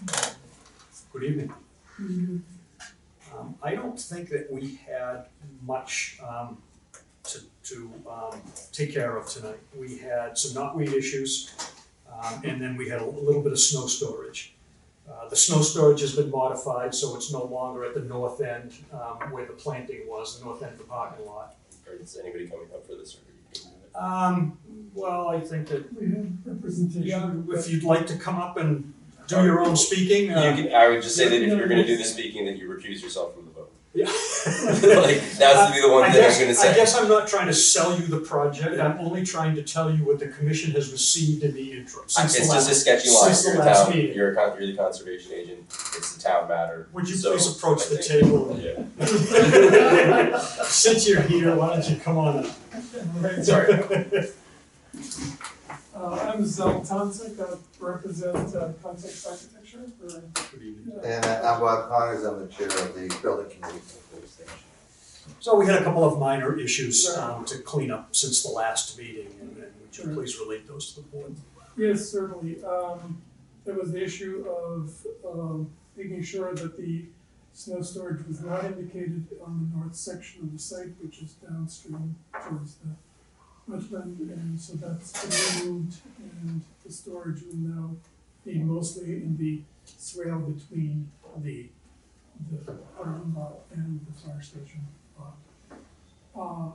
The other issue had to do with the specification and the nature of the eradication of the knotweed, which we have incorporated into our construction documents, will be incorporated, would also be, we also have a specification for it as part of the plantings and the landscaping concerns that will be going on the project. We have conveyed all those issues, and we've sent the documentation ahead of this meeting. And we have the hard copies here for you. I don't think, was there anything else that was outstanding? I don't think there was. I think it was just the snow storage and the planting were kind of in the same place on the plan. And then we talked about the Japanese knotweed, the removal of the soils. And we've got a footnote on the plan now that addresses that. I know the board is concerned with, or at least some of the members are concerned with maybe a greater or an expansion of the knotweed protocol, but I think that that's something that we ought to do as a board, and then we can give direction to the town as how to best proceed. But I think that to try and eradicate it on a site like this would be a little aggressive undertaking. It shouldn't be strapped to the police station solely. So it's a much bigger problem that we have throughout town that we really need to address. And the limitations, we're limited to the lot that the building is being built on. Exactly. Your abutting properties are a combination of other town-owned land, but private properties that I think supports your pathway forward on addressing Control over. Any other questions, or do you remember any other concerns that? There's just Brian's email from a few days ago, but I'm thinking if you're folding that into your final comment about the knotweed mitigation. Yes, I think that it's gonna be somewhere between where Brian might want it and I might want it, because I know that Brian takes this knotweed issue, and he's really dove into it, and he takes it very seriously. And I think that we should, as a board, it is a serious problem in town already. But I think that Brian was maybe getting a little outside of what we may request of this applicant relative to the site work, that's all. So I think that certainly a program, and it's laid out in here to remove the soils from site that have the root mass in them, and to have some sort of program that the DPW can follow, which I'll work with Brian to move into the I was order. Again, the concern about the qualifications of whoever selected by the town to do that Yes, work. Yeah, that is included in the specification, there has to be an approval process. Yeah, Brian got, you were specific about it, Brian got quite specific about it. And I think the board needs to have a discussion as whether we wanna take it to that level. I'm fine with it. We're good. I just wanted to make sure that. Yeah, no, I got it from him, and I read it, and I understand where he was going. Yeah. Does anybody else have any comments or concerns? Any butters here? Would anyone like to speak on this project? Then I will close the public hearing and entertain a motion. Move to approve. Latest change. Second. All those in favor? Aye. Any opposed?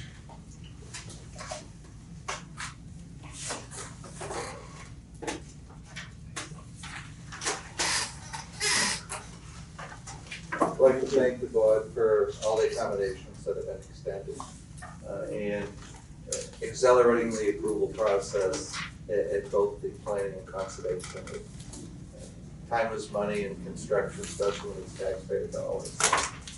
We're looking to go out to bid towards the end of August, barring any unforeseen appeal or what have you, which keeps us on schedule to utilize pricing of the 2019 construction cycle.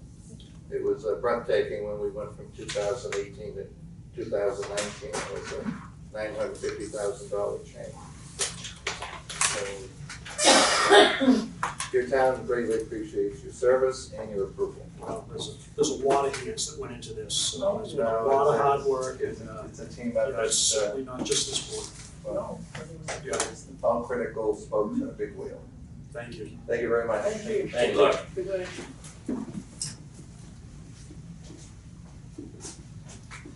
We have a continued ANRAD, an abbreviated notice of resource area delineation to confirm the delineation of a wetland resource from Walter Erickson at 55 Pearson Drive. Oh, Ben. Good evening, Ben Osgood, Ranger Engineering. Since the last meeting, we did a site walk, reviewed the wetlands. I don't think any we saw anything that's any different than shown on the plans, so open up the questions again. Yeah, Ben showed up on the walk, so Ben, myself, and Walter, and who else was there? There was one other, Mary was there, and one other individual from your office was there.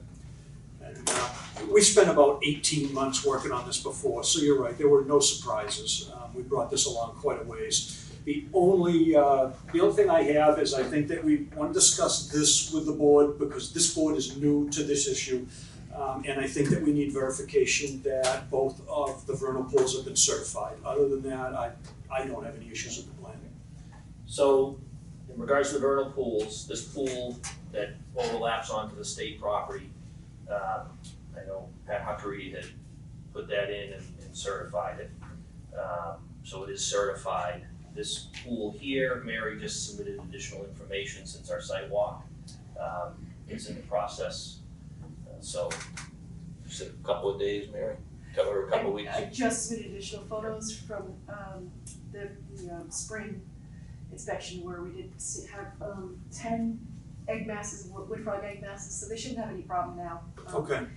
Certifying it, the only reason they didn't want to certify it is because it was certified based on tadpoles, and tadpole identification is, they weren't satisfied. And there was some question about whether or not it actually retained water in the spring, and we have additional photos of that as well. Okay. So we should have that information back, a response,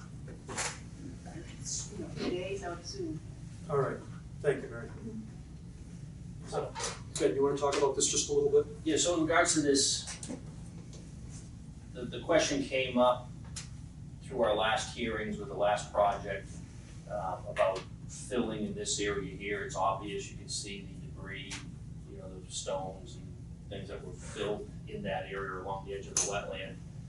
So we had gone and gotten some photo evidence, some aerial photos, and some old topographic plans from the original subdivision, which were on record at the Registry of Deeds, and used those to see where, what might look like a wetland on an aerial photograph, what the topography looked like, and I think what we determined was down here there's no filling.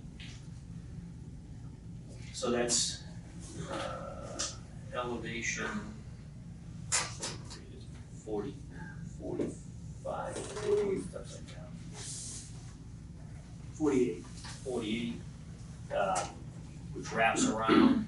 So if you connect these with the existing here, with the existing topo that wasn't disturbed up in this area, it's pretty easy to kind of interpolate where that topography might have been before they did any disturbance there. So that's what we used and kind of connected, based on topography coming around to draw that fill line. I don't know that, if we do show it, I don't know that the commission needs to, as part of ANRAD, approve the stored fill. And that may be something that. That's a good point, although you want us to approve the wetland line around the historic fill, so. Right. Maybe we do get a chance to dive into it a little bit. Right. I know, the wetland line as it is today, but noting that we know there was some fill that needs to be. Yes. Compensated. Yeah. I thought we said on the sidewalk that this building was part of the property. No, this building here. This building here, but we walked in along the edge. Right, so if you see the driveway there, that gravel driveway, the property line's actually in their gravel driveway by about 5 feet. So we kind of walked down the tree line, came straight in, bent the tree line, and walked. This was the house that was having the water. Correct. Yeah. It very much felt like we were walking on this person's property. Yes, it does. As we walked. Yeah. But I think on the site visit, they made a comment about when we were walking down the driveway, that there was a pin about the middle of the driveway. Yeah, I was trying to recall. Yeah. It's a hard area to interpolate. I was thinking about this a lot when I was on the site because there's a lot of fill through there, and you can kind of see this. There's just lines that are. This line does a weird thing here, the existing line, and So it's hard to say, and I mean, since we're opening the door to the past, it bothers me that the entranceway to this property is going through what was quite possibly a wetland until it was filled as part of the subdevelopment. Yeah, but you know, frankly, under limited project status or under 310 CMR status, we can approve up to 5,000 square feet in order to allow them to access that back property. So, good, bad, or ugly, they still could come in with a filing that would show filling of a wetland much greater than that with replications. Fair enough. You know, the fact that we get replication out of it anyway, sort of, it seems like it makes us even. Fair enough. Any other questions or concerns? Is there any concern with what that fill is? There was from some of the people on the site. There is some concern with what it is. Can't tell by standing there. Once they start to disturb it, like any other site, I think they just have to look at it and make a determination. If it's stained, if there's material in it, you know. Do we have a say over that in the next process? Well, yes and no. At some point, you would expect a project to come back, and we would end up with an NOI for work within the buffer zone, within this area here, because that's where they're going to gain access. Right. So yeah, I say that we would have another bite at this apple. And where there's no project attached to it tonight, there's nothing. Right. You know, you Can't either grab it. you either approve that it's there or you don't. You have an issue with it, one or the other. I mean, worst case scenario is they could take that fill out and put in new fill, Exactly. Right. improved fill. Exactly. That would be worst case that we would have to look at. Yes. So either way. Right. that- Yeah, And even- definitely, if you did anything, you would end up taking out fill there. You can't construct anything over an area that has fill that you have no idea what it is. Right. You go down to, It's not stable enough. right, you go down to the old existing grade, take everything out, that's usually the protocol. Any other concerns? Are there any abutters here? Would you- Technically not an abutter, but we live on Pearson Drive. If there's an abutter who would prefer to speak before us. Pat, would you like to, I saw Pat's Oh, I hand. just had a question, Ben, are those photos available, those aerial photos? Are they posted on the town website? They probably are because we forwarded them way back, so, Way back? through the last, It feels like a long time since I've seen you. way back. Way back when, last February of whatever it was, I don't even know what year. I was always curious about when that fill actually went in, so when you looked at the aerial photos, could you tell from the number of photos you had when it appeared? You can see the bulldozer Oh! in the photo, yeah. What was the date on it? It was like 89, 90, long time ago. It was when they were building the subdivision. Okay. Yes. He's shaking his head, but yeah, so those are on, I'll just go look at them, I was just curious, thank you. Yes, sir. Yeah, Russ Moser, 59 Pearson. I am in a butter. I'm one house over from the driveway you were talking about that you walked in. No, that wasn't filled during the construction of the development. The previous homeowner filled it in with aid from another neighborhood homeowner.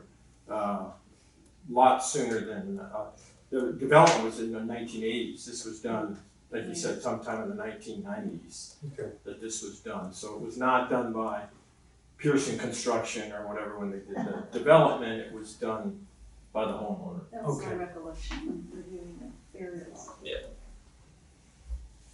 We would still have some authority over it, I guess. It's pretty much immaterial where it came in.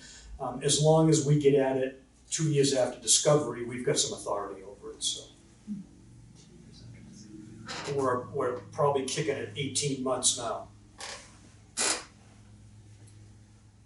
Would anyone else like to speak? Yes, sir. And I'd just like to submit a copy of the planning board minutes that Dave O'Neill had referred to, May 2018, in which they referred to this building site as being, it was not a site that the board would recommend for a subdivision or a 40B project. So we're wondering if this is even going forward. My guess is yes. Whether the planning board really wants a 40B project or not, may be immaterial, but we're gonna have to see, and we're gonna have to let this develop like we did the last one. So it may just force its Yeah, way through the they're courts. just getting into process now where they're applying, I would imagine, to the state for their approvals. But we're not quite there yet. Thanks. And it may be one of the reasons why they're putting a 40B out here, is because it wouldn't meet approvals if you're looking at strict zoning from the town of Newbury and those type of issues. But for a 40B, it may. This is my first go around with a 40B. Is there a way to provide public input into the 40B process at the state level? No, Butters? no. The only way you get to put in at the state level is, we're getting a little off topic here, but as you get further down the line on a 40B, you can add conditions to a 40B. When you start to condition it so tightly that there's no longer any profit to be made in a 40B, now you get to where you can call him in and say to him, look, I want to see how much you're spending, and you go down that economic route. The state does all that. It used to be that it was with the cities and towns. The state does all that for you now, unless there's a big issue at the end, and you make the project uneconomic. It's unlike a process that you've used before. I'm just. Yeah. Yes. What is a 40B? It's a provision through the state that allows you to put in housing, low income, I shouldn't say, affordable housing, thank you. Affordable housing, so for every 4 units you build, one of them is going to be an affordable unit. Affordable unit is not cheap housing, I mean, especially in this community. So that project, though, once you commit to that, what you get to do is you get to go by every single bit of our zoning. All our local zoning does not apply. So your lot sizes, your setbacks, all those things, your design of your homes, they no longer have to be single-family homes. You could put a 4-unit in there next to a 3-unit, and you could have different types of housing in there. So it's kind of a wide-open game at that point. It's a whole different process. And it's something that, to read up on it, it's about this thick, and then when you find out what you've got authority over, it's about like that, so it is what it is. One of the things that they can't get by is the Wetlands Protection Act. If we had any local wetland bylaws that applied, they would not apply to this project, but 310 CMR in its entirety applies to the project. Yes, Pat? I just want to point out, you can go on and Google 40B guidelines, and there are a lot of towns that have, and I think you guys have it on your website as well, there's a citizen's guide to understanding 40B, so you don't have to read that. You'll get more information than you want. I didn't know what you were talking about, so No, that's okay, that's okay. Would anyone else like to speak? Then I will close the public hearing and entertain a motion on the ANRAD. And Andrew, do we propose a motion to approve? Yes, approve or disapprove. I think to approve. Seconded. All those in favor? Aye. Aye. And the only condition I would have, it's contingent upon getting that, the certification on that vernal pool. Oh, we've submitted it. Yep, no, just, when you provide it, we'll release your order. Fair enough? They deny us again. But you're Will back they deny here. us again for any reason, Mary? No. I'm sure Pat can help us. Well, they denied it the first time, right? They did deny it the first time, but. Yep. So. We have other, It sounds like We're with not the gonna go extra. bring animals in to make it a vernal pool if they deny it. I understand that. Thank you. Thank you, Ben.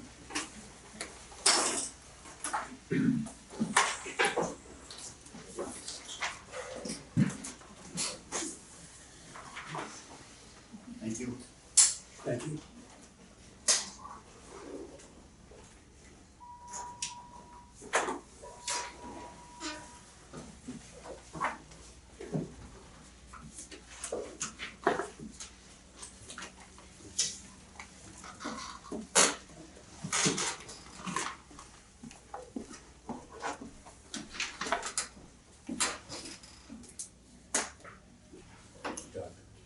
If a town has enough, or has the right amount of affordable housing in the 40Bs. Then you have what they call a safe harbor. When you get, yes. We get to that point where the town Then is over that threshold. Then you have much more say into the process. We're not there. We're at a couple of percent, so we're not even close, yeah. And this, even if you put in 20 homes, Still only 4 of them are we're still not even gonna be close. So it's only a percentage of the homes, it's not the whole Correct. project. But that's what pays for the homes, so if they do Right. 3 regular market homes, it Then allows help them to pay put for the same fit and finish in the affordable unit. Do the affordables have to stay affordable? Or is it only the Yes. first time through? No, I think they have to stay affordable, but I'm not up on all the 40B rates. Yeah, I've done some, and they didn't stay that way, there was a lottery, and then it went free after that. I mean, I would protest as a town, Yeah. for them to come in, be able to get a buy on some of the issues because they're affordable, and then all of a sudden they're not anymore. Yeah, they took away. It doesn't seem fair, you know. Okay, sorry. It's okay, no problem.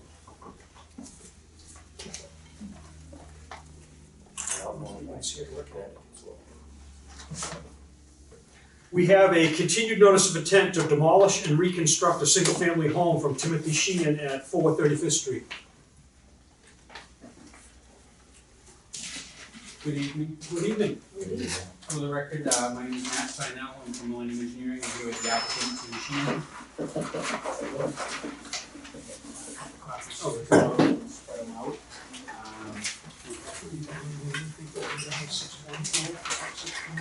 624. So, you may recall we were at the commission's last public hearing, where we presented the project originally, and the commission had asked us to make a couple minor changes to the plan, as well as we were still waiting for the natural heritage letter. We've subsequently received the letter dated July 3rd from Natural Heritage, which indicated that they had no issue with the project moving forward, provided that the commission included a few conditions that they had in there, primarily relating to watching out for nesting and protecting that area and staying within the area that. Good conditions. Yep, good, reasonable conditions. Yes, So, never seen them before, but they're reasonable. Yeah, absolutely. The other thing that Doug had pointed out at the last hearing was that we showed pervious pavers underneath the actual carport and then a transition to gravel. And we were asked to remove the pervious pavers, and so we've done that now, it's just gravel under the whole surface. I think the big issue that the commission had was the horizontal movement of the structure towards the ocean. We had shown originally that was extending out about 8 feet further out.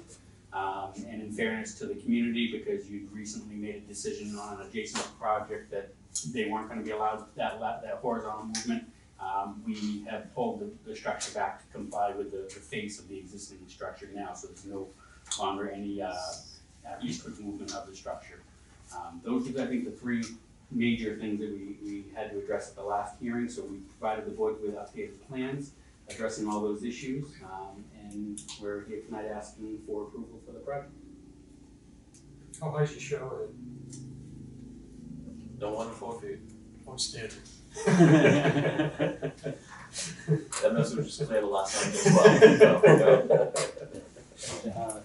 It's there just to rinse off. Yeah, I mean, I came up with that minor little issue because they have addressed the things that we talked about the last time here, so. That's the shower I told you when you were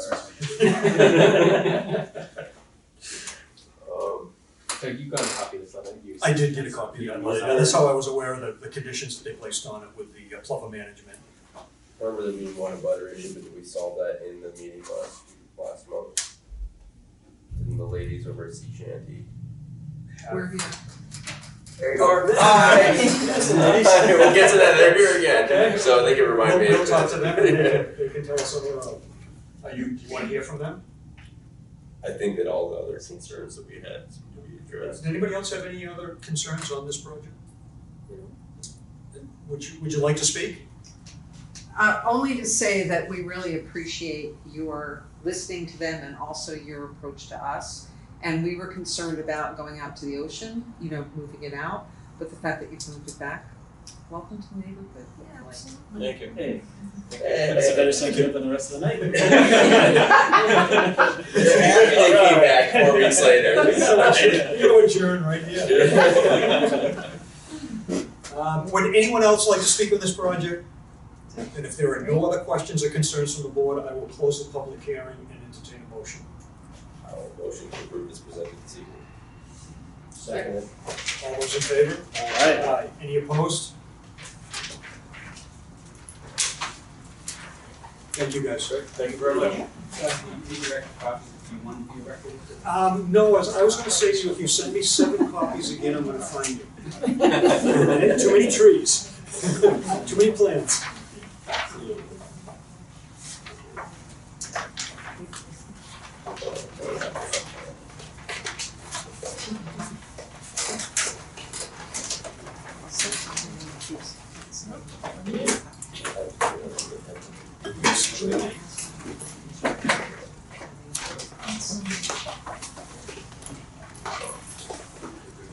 Thank you. Thank you, welcome, good night.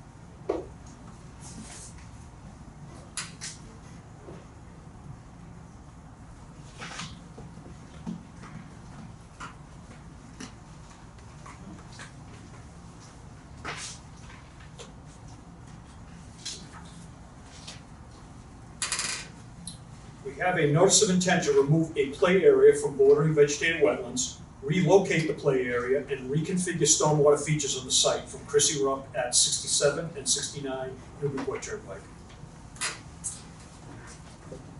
Doug, they have never notified me with anything. I would like to address this. Yeah, hold on one second, please. Do you have your abutter notification?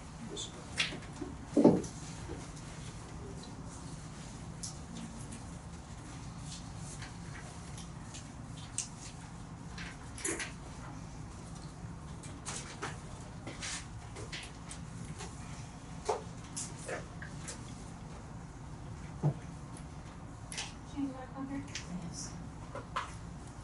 I spoke to the assistant yesterday, that's the only reason why I know the meeting, and this has been going on for years. Okay. Here's a proof of mailing, okay, it's stamped by this, and it got. I never got this. It got returned. Yeah, and I also have a P.O. box to get all my mail. This is the address, it is on file with the town. She Right. received this directly She from the also town. could bring it right down my This driveway. is their only requirement. Yeah, this is, she's met her requirement. I just Okay. want, I If just there's want an you to issue, know. you need to change your address with the town. Well, I get all my other mail, so I don't know what's going on. Janet, I don't know why, I mean, This it's was obvious, going on it's for obvious, years, I know, yes, it's obvious, years. listen, it's obvious it should have gone to you. I understand why you're angry, but you're here at the meeting, so you have been notified, and we're here at I the did first get a hearing, letter so. 3 weeks ago, how did I get the other letter? And then it was, that's what I'm saying, You'll have to talk to the postmaster, I'm not sure, I'm not sure. it's so convenient for her, always convenient for her. This is the Wetlands Protection Act we're gonna talk Right. about, okay? Okay. So please take a seat and let And the, I would like to see what's going on, all right, so can you show me what's going on? hold on one second, they'll present, and so what I guess I'll ask them to do is if you Okay. wanna take a seat, I'll have them use the stand there, and so that they can present to everyone.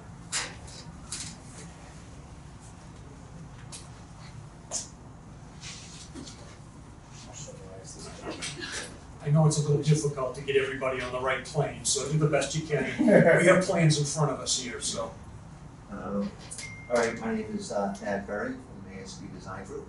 And I know that Bill Manguel was here last time meeting with you on this. Luckily, he's in Alaska now for a week, enjoying himself.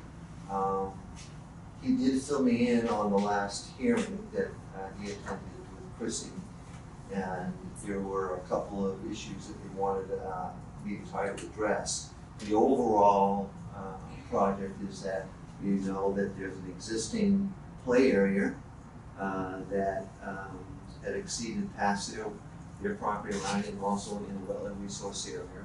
So our project is basically removing that play area, restoring that wetland back to its natural condition, and then reconstructing the play area on adjacent upland area here. So this is property lines, so just put the wetlands on some of these property lines. So the property, Someone else's, I don't know if it was Janet, it was on Janet's, but it was on someone else's, the guy that owns this. The old holistic building. Also, they, I'll get to you, Jan, I promise I'll get to you. So, so the concept behind the play area is that we're going to be putting a shade block concrete wall along the perimeter of the play area, at which time we will then build up a layer of 3/4 inch stone that's kind of highlighted lightly in here. That's the limit of the stone, 12 inches thick. On top of that, there'll be 12 inches of wood chips for obviously for the safety of the kids playing on the playground area. So basically what we have is a very huge underground storage and infiltration system. This type of system will allow the storm water to be dispersed within the stone and slowly infiltrate into the soils. The soils out there are not particularly good. They're a D soil. I think Newbury's famous for not having great soils. We have a mix. This is one area where they're not so great. But this type of system is perfect for those type of soils because it doesn't keep it concentrated, it keeps it spread out. It allows the water to maximize its ability to infiltrate into that soil. We also wanted to improve some of the drainage features, which is basically we're putting in a rain garden here and here that also traps some of the storm water, also allows it to infiltrate through the rain garden to increase that infiltration. So what we're trying to do is we're trying to maximize as much as we can the natural features of the site and the soils to benefit both, obviously, the recharge requirements, but also the water quality. Anytime you can get the water into a rain garden where it can be slowed down and treated and infiltrate, you can obviously improve the water quality. One of the things, or two things that Bill had asked me to look at, one was pretty simple, was to basically, I had the discharge in this location. He had asked if I could move that over to here, which is absolutely no problem. It was to go anywhere. It's just a pipe, very small pipe. I'm not looking to have a lot of water come out of here. I'm looking for most of it to go into the ground. The other one was concerned about the wood chips. Sorry, we're looking at old plans, not just. I know, Okay. when he said he's changed the direction of the pipe, I thought, I know, because the old plan, it comes right out through. The plan I'm looking at, it still Yes. comes right up there, so I'm just confirming that, okay. Is that the only change? Well, there was one thing there were two things. That was the one change, and then there was a concern about the wood chips going over the wall. And there are two things that we can do, is we can end the wooden chips at the wall, because the wall, the top block of the wall actually has a 4-inch lip. We can leave that so if anything spills over, it won't go over the lip. But we're also putting a fence around the outside at that wall. So at that wall, we can put a simple band, I think it runs along the fence, that acts as a prevention for it going out. It's very simple to do, very inexpensive. Let him present. And no, then I just wanna know where the fence is, that's all. Where is the fence? It's I right. can't, that makes no sense to me. So my property, is it along my property line or somewhere else? That's what I'd like to know. Everything is being done on Chrissy's property. but my property. Janet, one section of the fence is gonna parallel your driveway, yes. So, Yes. So it's gonna parallel the driveway and then cut on a 90 back up towards the perfect, green. thank you. Okay.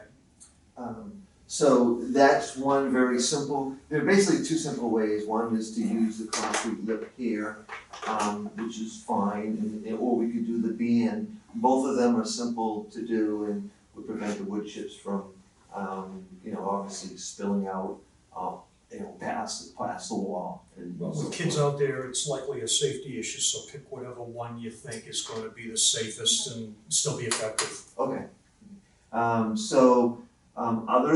Other than that, according to Bill, those were the two concerns, and other than that, I'm here to answer any of your questions the best I can, that you may have concerning the project. I think that the only other concern I have is gonna be during construction, and that it would seem to me as though this system right here, it's super important to keep the silt out of it during construction. Until you've established upstream, you're gonna have a tough time trying to keep that clean and not contaminated. Right, so one of the processes that we are, we're working with, we're giving plans to two contractors, obviously to get the best price that we can for the project.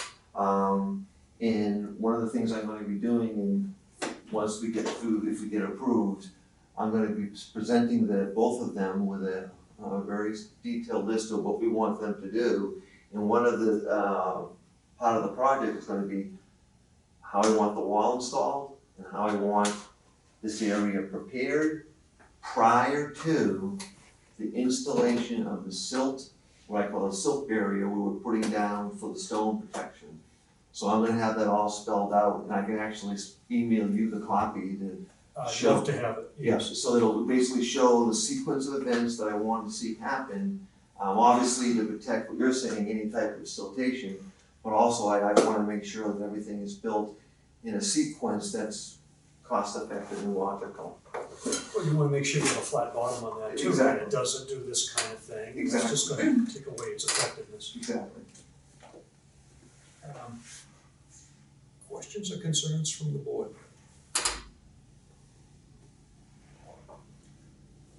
Are there any abutters here? I'm Would you- only about it, I never get. Would you like to speak? Yes, I do. I Okay. wanna know where the playground is. And the last time she had put in those circle 8s for the water drainage, I called her Wait, four. circle 8s, Yeah, with a, What's a I'm gonna circle? show you where it is. I cannot understand the plan. Okay. Ms. Rager, can you just, I just, which property you was so? I'm gonna, I can't look at that. I'm gonna show right Are here. you just like further away from Newburyport? Her driveway is right here. It goes right over Okay, this. thank you, that's what I was assuming. She's at, this is 67, 69, she's at 71. Gotcha, thank you. It's right here. Yeah.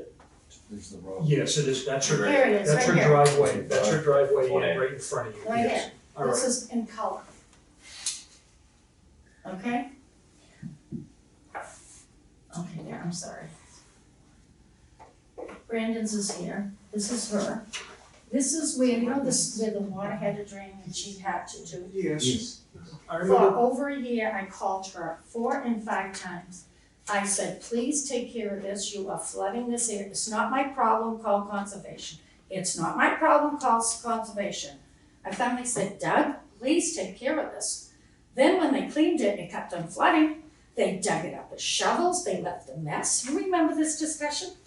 I remember the Yes, shovel, okay. I remember the shovel. So this but- is telling me she's gonna make a mess again, and I want her to get fined if they don't take care of the mess. Janet, the last time this happened, I went right down there, and the reason that they had to leave a mess for a while is, if you remember correctly, I had them go in there with hand tools, and there was frost in the ground, and so they picked and they did the best they could to relieve it at Right, the time. because her contractor didn't do it right. Well, and that can happen Right, sometimes, but. so it- what's it- gonna happen with this major project? It sounds like the Then same you- thing. It's like anything else, it's like any other construction project, it's why you have a building inspector. Things are built wrong all the time. You catch the problems, you fix them, and you move on from them. That's all you can do with it. Where is, I can you can't, show me where the playground is right here? On this. Right here, they do it this yes, way. you're, It's gonna, hit that again, whoops. Here, I got it. Okay, so the driveway, it's gonna be, let's look at that. I don't do my ones. there's the current one, it's gonna be just below it between the current in your back? She can't use your phone. Okay, cool. right here. All So right. this is where supposedly the fence is going? It's gonna be right here, the new playground, right there. No, is she putting it on the border? So Yes, I have she's complete, putting it I on the have board. complete privacy from her children? Because there was an issue Janet, with the kids. Janet, hold on. We're talking about the Wetlands Protection Act here. So Right. we're talking about what effect this has over the wetlands. We're talking about the restoration of the wetland that's there, all those issues. Right. Whether it's screened from the children and your view and all No, that. that's not that's- the issue, the view. It's a site planning board issue. And if this has to be opened up to that, great. If it hits a trigger, great. If it doesn't, then they won't be going back before for site plan review. Well, there's an area where this, the 8 circles in my property line is. She could put a fence right there because I asked the children one time if they could get their mother.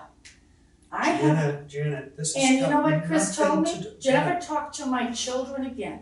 She has over 30 children at that school, and if I have workers on my property and those kids are out and they're not protected from some worker that they're gonna accuse my male workers, they're talking to the children or looking Janet, at the children. okay, time out. 310 CMR, let's get back to it. Answer just I the understand question. that there's some anger here, it's not the proper venue for it, and I think that we She need. needs to put a fence up. Okay, Can I answer I got the your question? point, please. The fence that's going in here, along her driveway and then along the back part of the property is gonna be a 4-foot privacy fence, and then the front of it will be just a black chain link to try to offer as much privacy as possible. Okay.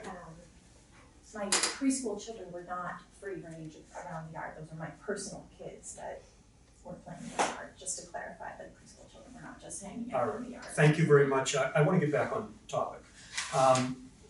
First, I wanna get out into the backyard for a minute. In your application, you talk about raking out the chips, and then you're talking about bringing in potentially a couple of inches of topsoil and raking that out and then reseed it with a wetland seed mix. Sometimes it doesn't take more than an inch or two to change the hydrology in there. As you rake these chips and you add this 2 inches of soil, are you gonna have a net gain that's gonna affect your hydrology? One of the things that we're gonna look at is, the conditions, when we rake out the wood chips, to look at what's left underneath those wood chips. It may be that the soils that are there are adequate just for us to put down, seeding. If not, we'll probably go, whatever we're gonna put in, like take for instance, if there's 3 inches of wood chips, and we have to take out 2 inches more to put the 2 inches along, that's what we're gonna do. Okay, so there'd be no net gain and No, no yeah. elevation change relative to you. No elevation change, Okay. no. Have you spoken to the abutter and have his permission to perform this work, and do you have a letter from him or any? No, I can get it from him. After we met last month, I met with him and just brought him up to speed and told him that we were coming for approval tonight. And I can get record just put on file. Okay,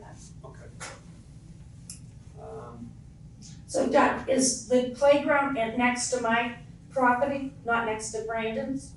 That's Well, what it sounds like. it's next, it borders both your properties. It's in the corner that makes up Chrissy's property, your property, and Brandon's property. And I'd like a 6-foot fence. I have Yeah. no thought, no, you may like it, but I would it's like not to something. request a 6-foot fence. We can't condition that, Janet. It's got nothing to do with Wetlands Protection Act or protection of any resource, so. She has over 30 children and they're all playing in the yard all the time. All kinds of cars. Janet. And there is an issue because if I have workers next to there and the kids are playing, there's going to be an issue. Keep your workers out of the wetland. Not in the wetlands, look at my driveway. We're here for wetlands issues, I have a I'm trying to make a 600-foot point. driveway and that's part of my driveway.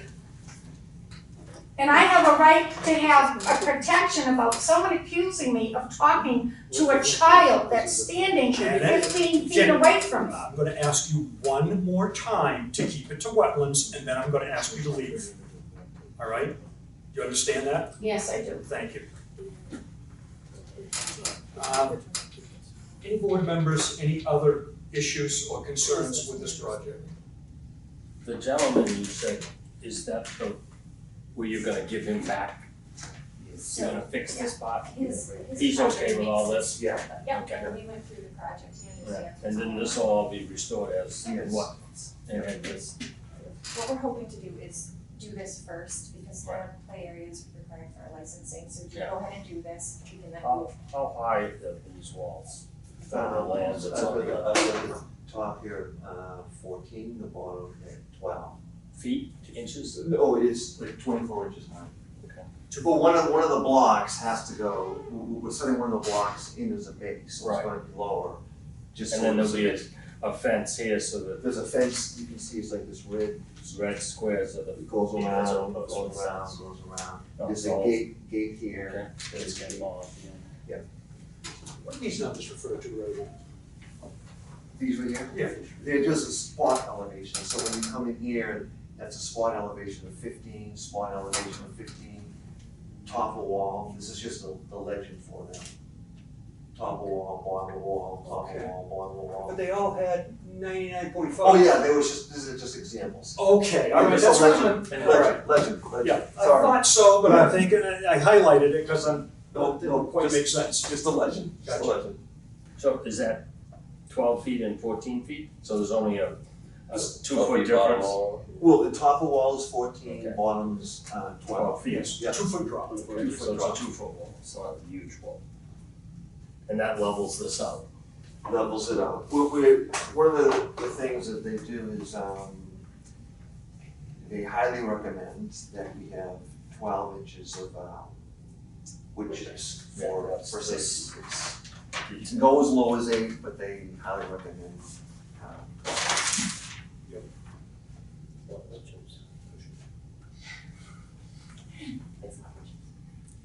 That's a As I was saying, that is a lot of cubic yards of wood chips. Considering their shelf life also. Yeah. And Bill, you all set? I'm good. Any other questions or comments? Would anyone else like I to have speak? another question. Is it I got don't to do with know how- 310 CMR? Where is from her beginning of her exit driveway, the footage, well, how far back is the yard where the kids are playing, and how wide? So it's either So 100 from your feet back. driveway entrance back, what are you, 100 feet, 150 feet? She's only got 182 feet. well, for her property line to here is 192 feet. So half of that is About 100 feet back? 100 feet. So it's not gonna affect the restoration areas that, she has, so it's past that, towards her house?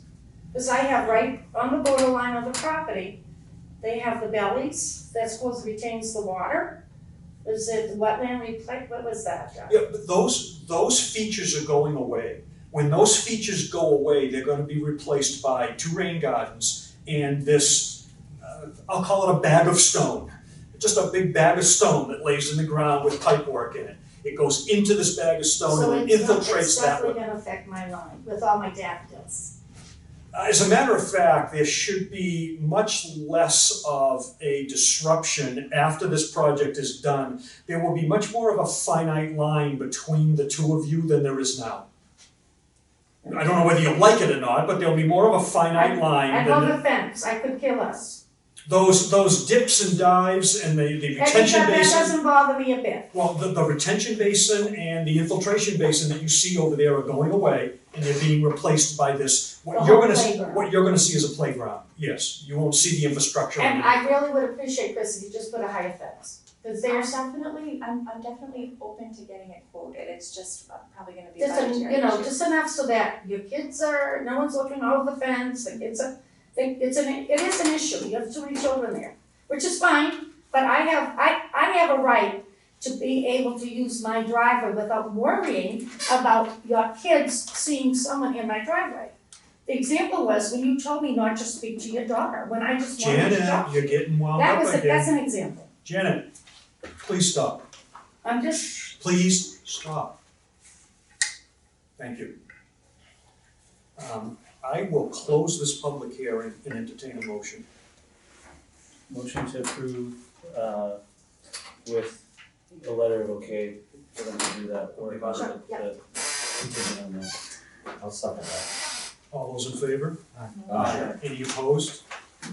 And I'll send you the revised document showing the. Please, yeah, the change in the And outline. I will also send you the letter that I'll put together for the contract. Excellent, yeah, I'd love to So see that. if you have any input or before we set it up, just let me know. Okay, thank you. Can I send you some wording around that approval and have you say, yeah, this is what you need, then I can send it over for Brendan?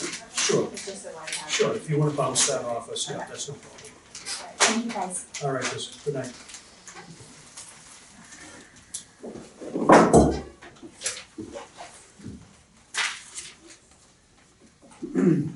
So,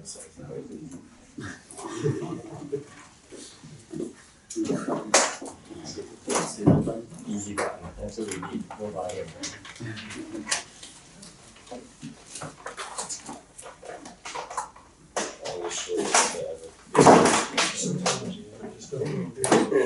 No, I do. I do.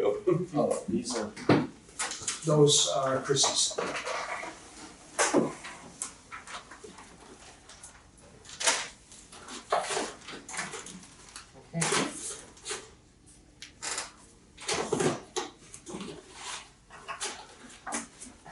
It's better than 11:30. It is better than 11:30.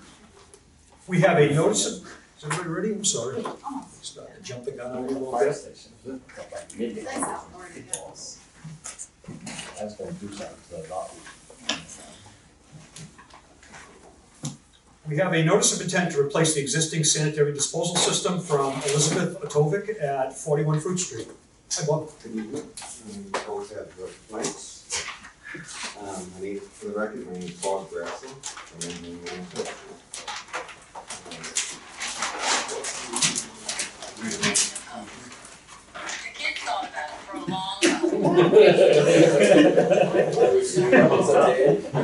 Come on, baby, Gordon.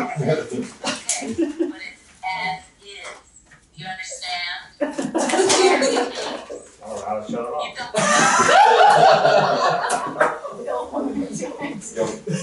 Shut it off. I think you got it now. You got it. Just ran out of batteries. Hope it's not a dirt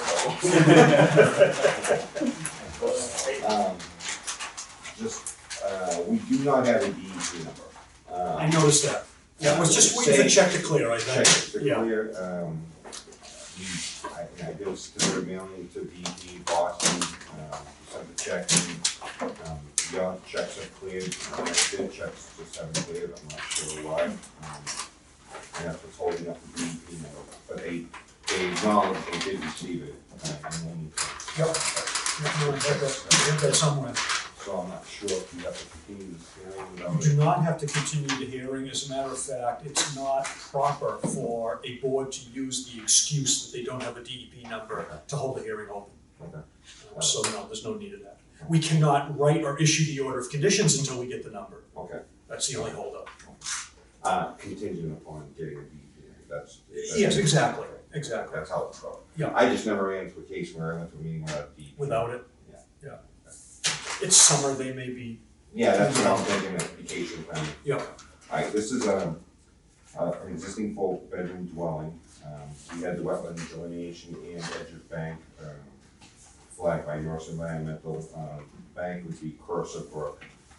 That's the edge of bank right here.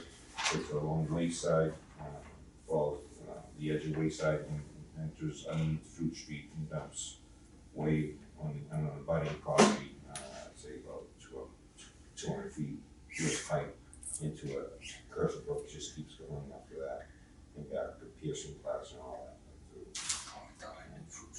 It's like average almost a double of butter tonight. She was so close. Please. So we have that on site. We have a 50-foot wetland setback, and then we have the 100-foot wetland and the 100-foot edge of bank very close to each other because there's wetland inside the edge of bank. It kind of doesn't work this way. So then we have the 200-foot riverfront out there. The existing system is in the back of the house. It's serviced by town water shown in blue right here coming off Fruit Street. And you have overhead electric from this utility pole to that utility pole to the corner of the house. They have paved driveway to, no garage, just, they park their cars right here. But they have a gravel driveway on the side of the house, and there's an existing building with a one-bay garage right here. They have a two-bay garage right here shown on this side to a garage at the slot. The rest of the house is a foundation. We're proposing to take the existing tank, pump that, and replace that with a 1,500 gallon holding tank with a 1,000 gallon pump chamber, pump it up to a D-box to a Presby field, 22 feet wide by 82 feet long. We had a class 3 soil, which is a silt clay type of soil, which one is it's not that great for septic systems. That's why it's so large. We got a 40% reduction in size from a conventional using a Presby system. So we're trying to decrease the impact in the buffer zone using the Presby system. The system will be surrounded by a 40 mil depth polyline around the entire system. The elevation it'll be an elevated system. The existing grade is roughly 55, and we're going to 56 and a half, so about 1.5 foot above the existing grade. It will be vented 2 ways. The wall vent here, a 3 foot high vent, and a 13 foot high vent right here. During construction, we're proposing a soap saw from the corner of the house at the end of the grading up to the existing dwelling building right here. The construction trucks will come through the gravel driveway and build it like that and then work their way out. That's, got any other questions? I think you pretty much covered. And we also have the Board of Health approval. I went to the Board of Health last week, we got the approval for this. Okay. The only thing I had was consistency issue, I think in your narrative here. Yeah. In your narrative, you called out a 3-bedroom system, and it's obviously a 4-bedroom system, so. Sorry. But other than that, you don't have a lot of options. No, we actually tried going close to here. We're gonna take out the driveway, and they said they would give up the garage, but we hit ledge, like 2 feet down, 2 or 3 feet down, so we had to keep pushed over. And actually, we're testing outside the tree line, so a little bit of that tree line will have to go, that's it, because there's no room to go. I just wanted to stay away from the ledge. Any questions, concerns for the applicant? Are there any butters here? Would anyone like to speak on this project? I will close the public hearing and entertain a motion. Motion to accept the proposal. Second. All those in favor? Any opposed? Thank you both. Thank you. I really like the way you colored that stuff, but in trying to follow along with the plans we have with our color, the way you're Well, I referencing try to color. make it simple for Oh, I know, it's great, it's awesome when you're, and if I'm like, but then when I'm looking at all the colors and I try and go back to this stuff, so like if you wanna start printing colored ones, that's awesome, or if you wanna like do some of the lines, I mean, I can give you 2 colors. that'd be awesome. Buy your box of crayons. Yeah. So he's either got kids or somebody's doing this. No, actually, my printer can do color, but. No, I understand it's a cost thing, it's, Ink is very expensive. yeah, no, it's almost easier for me, I don't know, for what it feels. It adds up after. I'll usually do it myself, you notice that lots of times I'll have at least one copy that I've done that too, so. Yeah, it's, I like it, like I said, I really like it. Actually, I order a lot of boards and they actually can see instead of just black and So white. much easier to It's read. like the green is the system, then Oh, the orange is the existing system, the blue is the wetland. Reading that's 100 times easier than the non-paper copies, but it's then if I have to go, once I orient myself on everything, I'm like thinking about it the other way, but if I'm trying to listen to you with the colors and try and interpret the non-colored one, it may just be tough Well, for just me. like the previous plan when you shaded all brown for the playground, that really helped it, other than white and black. Yeah, right. Thank you very much. Thank you.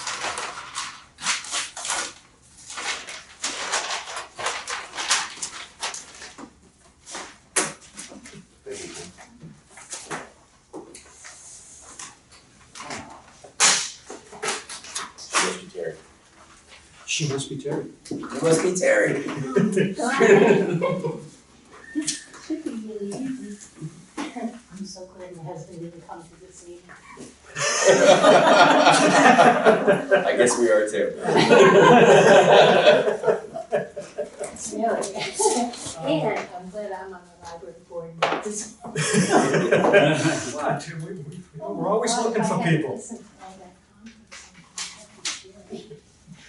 We have a request for determination of applicability to replenish the bluestone on an existing driveway and to plant beach grass in an area near the driveway from Terry Literist at 45 Northern Boulevard. Yes. Yes, what you doing?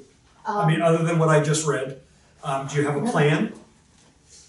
My husband would like to call it Tremblay's and order the bluestone and we'll spread it out. And have it spread out, okay. Huh? You mean like blue crushed stone? Yeah, Oh, that's what it is now. Okay. Yeah. I've been I think saving of bluestone as big shells. sheets. Yeah, exactly. So I'm looking at the picture, I'm like, I don't see any of these bluestone there. Oh, no. Yeah, crushed I up, got it. forget, when I first winterized the house, it was a question of whether to leave it as is or move it 15 feet in a northerly direction. This is much more simple.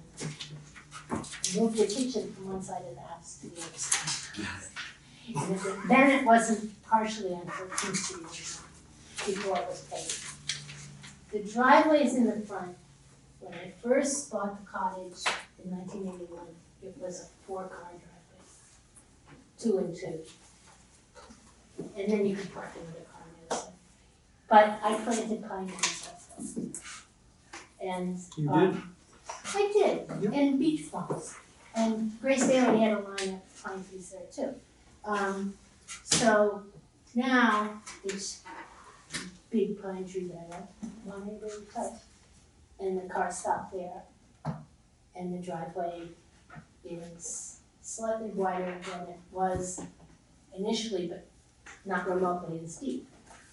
And one of the pine trees in the wind this spring went over. So that's not there anymore. That's why I want to plant beach grass next to the driveway. Okay. And just keep the stone inside what it's been. And it's only the 3rd time that I've put stone or pebbles on it since I bought it in '81. But it's worn away. You know, if we get it plowed and stuff, it's a nightmare. How big is it? I mean, I can see how big it is, but how big is it? 2 dimensions. It's X by X. Because I think I wrote it down in the. I can't find it. I got half to 3/4 inch fresh bluestone, but I can't see a dimension anywhere on it.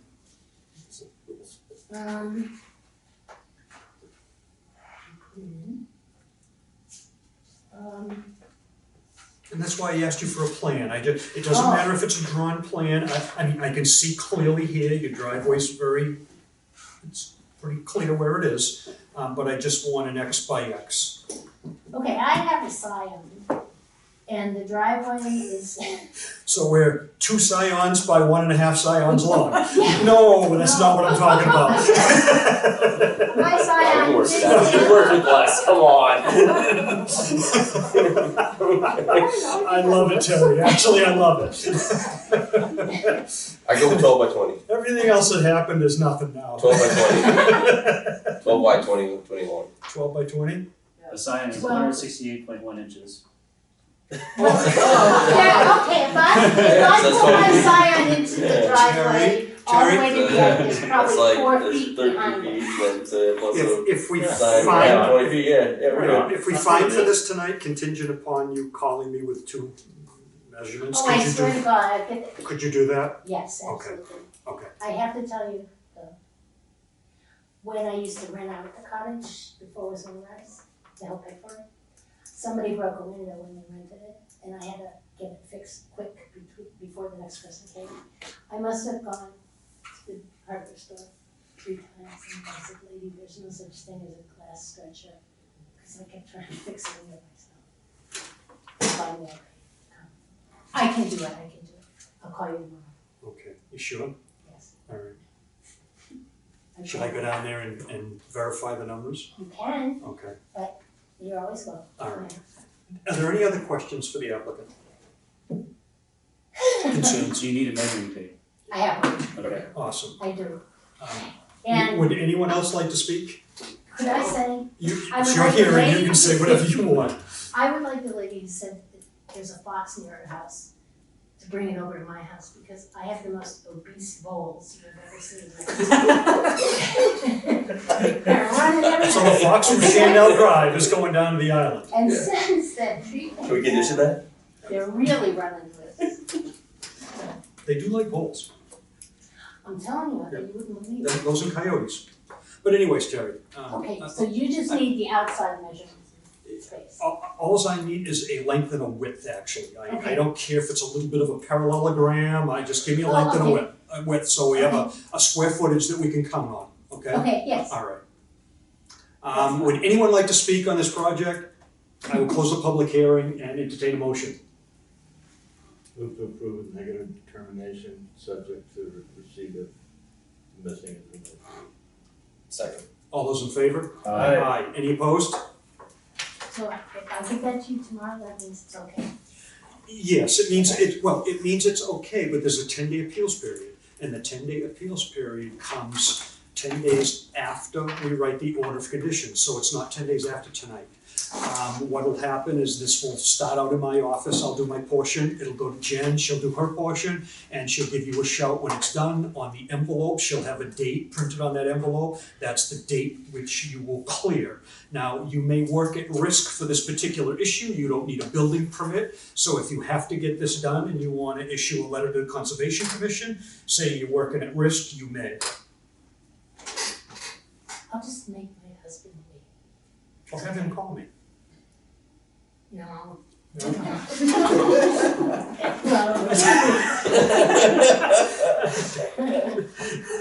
Are you trying to protect me or him? If you ever listen to her, why do you have to go before the board about just the driveway? Because you do. Okay, thanks. All right. Thanks. Who are all of you? Can I just ask? I don't Certainly, know. would you like to? Bill Lord, Bill Lord, L-O-R-D. Kevin Stromsky. Ben Gahagan. You are. Rachel McManus. Dan Streeter. Nice. Jennifer, I know. Hey, Pretty I nice, still, Terry. I do still have the bill. I bet. told you. Yes. Hey, you provided me with pictures when the cottage was built. I still have those. I appreciated those. Yeah. His dad was a co-builder on winterizing the house. And Mr. Brownie Taylor convinced me that the gingerbread trim on the house that prevented the Window from opening. from opening all the way was actually a protection because the wind would break the window Smart guy. He knew to spin that, didn't he? What do we got here? Thank you. You're welcome. anyway. That is Pat. And God bless you dealing with all this. Are you here for the CR? Okay. TFC. Why don't we take you first? You are first on the agenda. So we have a conservation, release for a conservation restriction from Ray Atkinson and San Noise. And we put it down as that, but it really is not going to be a conservation release. It's a little different than I understood it. So I'll let Mary take it from here. Not the CR, I'm here for the COC for 5. Oh, for 5:15, all right, then I will finish on the CR then. Let me finish and I'll come back to you then. Okay. That's right, I forgot, I thought you were down here to represent that. I know So are Dan- you, what are you going for, Mary? I know that you had some. No, that's. No, hold on 1 minute, Pat. Now that I've gone down this road, I'm gonna finish with it, because it's very quick. Dan, the question with that is not that any of that property is coming out of do you understand it The now? whole thing out, but that was a bad description of what Yes, you're talking about. yes, it was a bad. There is a removal of 61, right? Exactly, exactly. But the CR already had a provision for a building envelope, And a house lot. and there was problems, right, with dimensional requirements. Well, tennis court didn't go as deep down as they thought, so they had to pick up the frontage on Hanover Street, so that's why they had to It all combine makes that. perfect sense once you it's kind of convoluted, but. And from a technical standpoint, we don't have any say on it. we were notified only as a courtesy. But really, because I went up today to, I says, where's our sign-off sheet on this? And we don't have one, and I says, well, we usually get one of these, and she says, well, it's already a done deal. Who does the removal from 61? Is that the select? Yes. Well, that's the selectmen with our input also. So what'll happen is selectmen will ask us what our input is on this. And seeing that there's no real resource area there, that would likely be my answer back to them, because I don't even think that this one lot that we're talking about, this extra piece, is in the wellhead protection. There's a small piece of wellhead protection that comes up and hits that original lot that's out on the street. You know, it may have some standing as far as the 61 question, but there's nothing the town is gonna act on. Correct. Act upon that, so. Correct. Yeah. All right, so I'm gonna move on with that one then. Karen Durante, we have a request for a certificate of compliance from Karen Durante at 5 14th Street, and they are two orders. One was 50-1150, and then there was another order of 50-1301, and that was the one to repair the damage done by the applicant.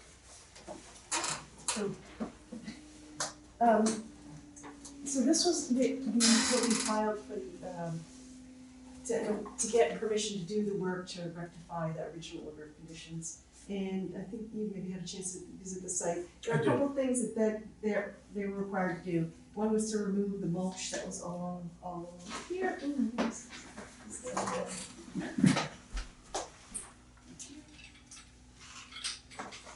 So the mulch has been removed. The stairway that was along here has been removed. The pavers that were underneath the deck here have been removed. The plantings, native plantings have been installed, the shrubs, blueberry, inkberry, sweet pepper bush, all native species. We're putting some bayberry as well. They installed a few shrubs, 4 or 5 shrubs right here where the steps were removed. One thing that they didn't do was they actually removed the mulch, but installed crushed shells along this path here. So instead of the plantings, there's this miscommunication, I think, maybe with the landscaper, I'm not sure how that occurred. But they've done all the work except for that. That needs to be taken out and planted according to this plan. The only thing that I noted, unless you saw something else, they did remove the stone paver patio as well, and then put an oval crushed shell patio, which was allowed at the last meeting. I did say that was permitted. So the issue is that there's a closing schedule for the 26th, which required, I guess the financing requires a clean title. And so they're hoping to be able to get permission to close the certificate of compliance contingent on getting this work done this week and having you do a second inspection. So you can issue the 2 certificates of compliance, hold on to them until I can report back to you that this remaining little piece has been taken care of, if that's acceptable to the board. I did go out and do a site visit, and when I made the site, I emailed the applicant back and I said I made 2 observations, and Mary has pretty much touched on the property was left bare and the garden was to get native plantings. I did observe the mulch was removed, but saw no effort to provide any semblance of mitigating plantings.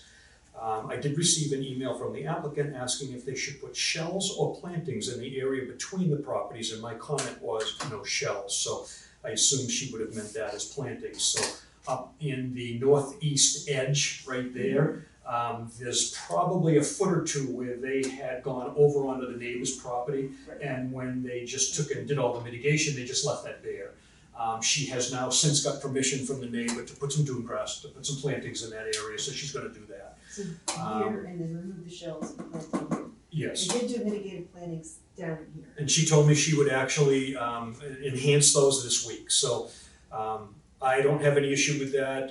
We hold the certificate of compliance, so maybe I can just hang on to that until I get the confirmation from her that she's finished that. I'm okay with it, but it's your comment. Yeah. you're willing to go back out there and inspect it again? I have to go back out there anyway. I mean, I've asked her to do something, she's to do it. I just think it would be probably more punitive than necessary to hold up this sale on her. I just don't think that's fair for an issue this small that she's committed to, and frankly, I think the closer we get to the 26th, if I'm still hanging on to that certificate of compliance, I don't think we're gonna have any problem getting a couple of small plantings down there, so. This is all stuff that you planted, there's no issue with not growing. Well, there's no issue with the stuff, I don't believe, growing down in their garden. Could they have some issue with planting dune grass this time of year up between those two houses? Yes, they could.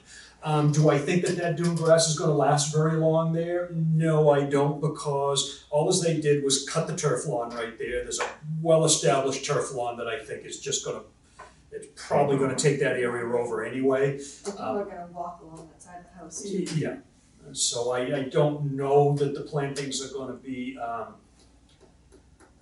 I don't think the island is gonna be made or broken on these, 6 dune grass plants that are gonna go there. It's more of a point to get something there, to not, well, again, I don't think we ought to be too punitive, but they made a huge mistake and they left some people saying that they ought to put something back there. So frankly, that's why I kept on it. So you take out the shells, add the dune grass here and here, and then you want additional. Mary, as far as I'm concerned, those shells can stay next to the house because we have a net reduction, even with those shells next to the house, there's a serious net reduction in the shells on the property. Dune grass would be trampled there. Yeah, and if they walk around the house on there, the banking that they put the shells on is not gonna hold, and the shells in the banking are just gonna work down on the end. Do you care if it's some other planting, bayberry or something like that? I don't think they can overplant that edge, so if they wanted to plant some, from a practical, they've only got 4 feet anyways to work, they really couldn't even overplant it if they had to, so. Okay. That would be fine. Okay. So it would be my recommendation, provided that we get evidence from the applicant that they have done what they said they were gonna do, it'd be my recommendation to the board that we grant the certificate of compliance. Motion to grant the certificate. All those in favor? Aye. Now, I wanna make this clear, maybe we should do 2 votes. I want to, we're talking about 50-1150, the first one. I would recommend the granting of that one. So that will be the vote we just took on that one. Did I have a second? Yeah. All those in favor? Aye. Any opposed? Now, what we have is the notice of intent that brought us to this point here with the remediation. So that is asking for the board to grant a certificate of compliance for DEP number 50-1301. Motion to grant 1301. Second.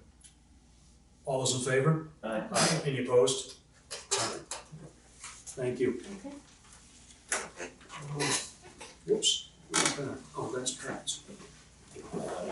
Yeah, get that out of here for a second. Unless you want to stay.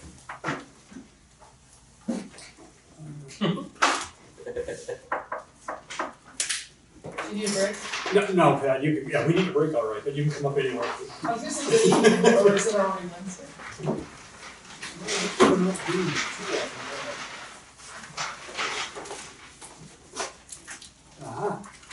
How's everyone? Wonderful. How are you? I'm fine. Thank you so much for seeing me in the business part of the meeting.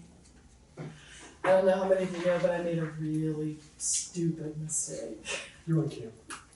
Oh. I should have been here to talk to you about it. Anyway, 1 second till we get this signed off and then we'll be able to give you our attention. Okay.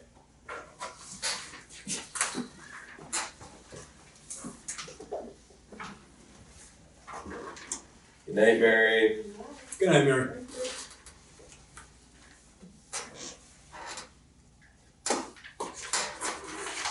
Someone had to be last, right?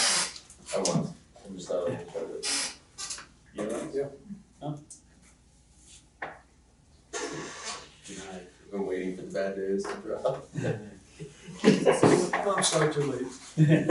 We had a hard cut off at 10. Yeah. Okay. Fish ways. all of it, all of it. Yeah. Almost, thank you. pieces and parts of that one. I'm sorry, Jack, go ahead. Not at all. Thank you again for saving me. I'm really happy to be here. I'm sorry I don't have Ben Nazii with me. He's the actual expert. He said we could call him on herbiciding. That's what his expertise is, and he's in our wildlife section. But his car broke down, and he said if we needed to conference call with him, we could do that. And I said I'd handle it. Okay. So hopefully I can handle all your questions. So anyway, this is we submitted an RDA, the Division of Fisheries and Wildlife, for habitat work at Kent's Island, which is at William Forward Wildlife Management Area off of Hay Street. How many of you have been to Kent's Island? Okay, it's loaded with invasive plant species.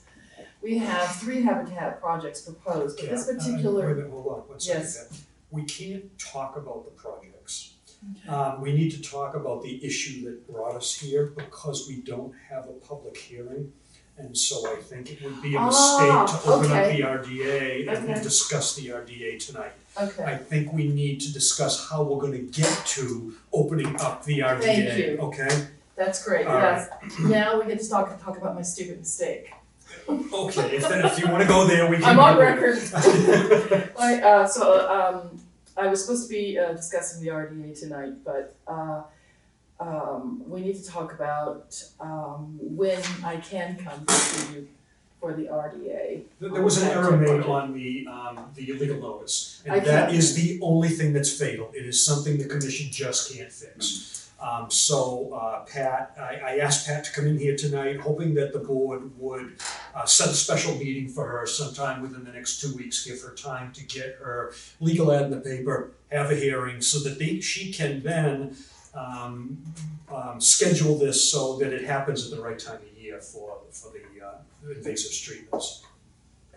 So the idea is that so the treatment has to happen in September. And now I've cut it kind of short, so I did 5 calendar days instead of 5 business days.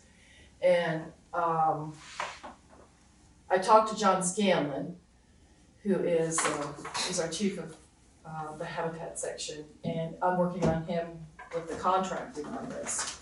And I told him the problem that happened, and he said, and I said, the next hearing is August 20th. For the Conservation Commission. And then Doug, I told him that you and I had talked, and then we said it might be possible, but I understand it's summer and it could be a burden that we're asking for a special meeting. And I said, if it was the 20th, can we still do the project in September? And he felt like that was a yes, he could still do that. It was pushing the envelope, but he said yes and not no. I just wanted you to know that, so. Would be just into September, because you figure if the meeting's on the 20th, I have to come in, we have to process this. Yes. Even if it was a perfect world and it went out that Thursday for you, then there's a 10 working day appeals period, so you're at least into that first week. So you're very, very close. But they can still issue a letter saying. They could, there's no building permit required, so you could work at risk as long as your agency allows that. We won't. Okay. So what we're asking is, you figured out a date, I think, Jen, that was the earliest possible. I think the safest, earliest possible date to allow for time for the ad to make the publishing deadline for the paper would be the 29th of July, which is a Monday. That would mean that the ad would need to be at the paper, would need to be published on or before the 22nd. So that would give about 3 days for you if you were to submit the ad to the paper tomorrow, for them to meet their publishing deadline, which is typically can be up to 72 hours. Okay. I'm not available until the 29th or 30th. Okay. There we go. You guys can have a meeting with Right. quorum without me. We need a quorum, we need four people. And Brian's not back until sometime in August. Yeah, Brian will agree to. Yeah, so that's down to. 5 of us now. Yep. I may not be here either. Okay, so Down to 4 of us. That's a question mark. Maybe Sounds like easy. squeeze it in, like first We thing in the could do morning. it during the day, it's, we're open. I would prefer you. I was just making sure. Yeah, I could be there.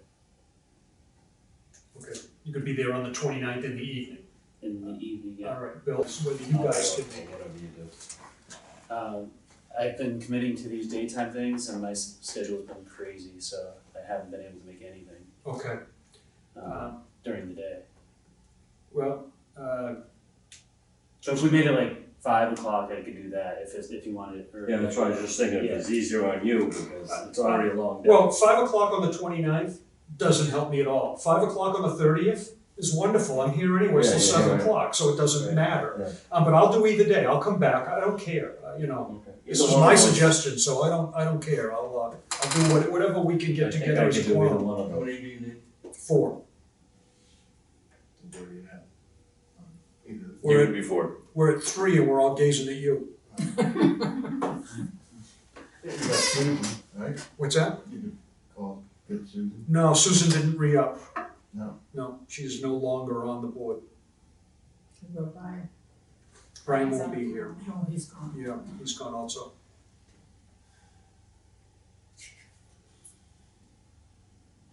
Um, 31st. I'm afraid to turn this on. I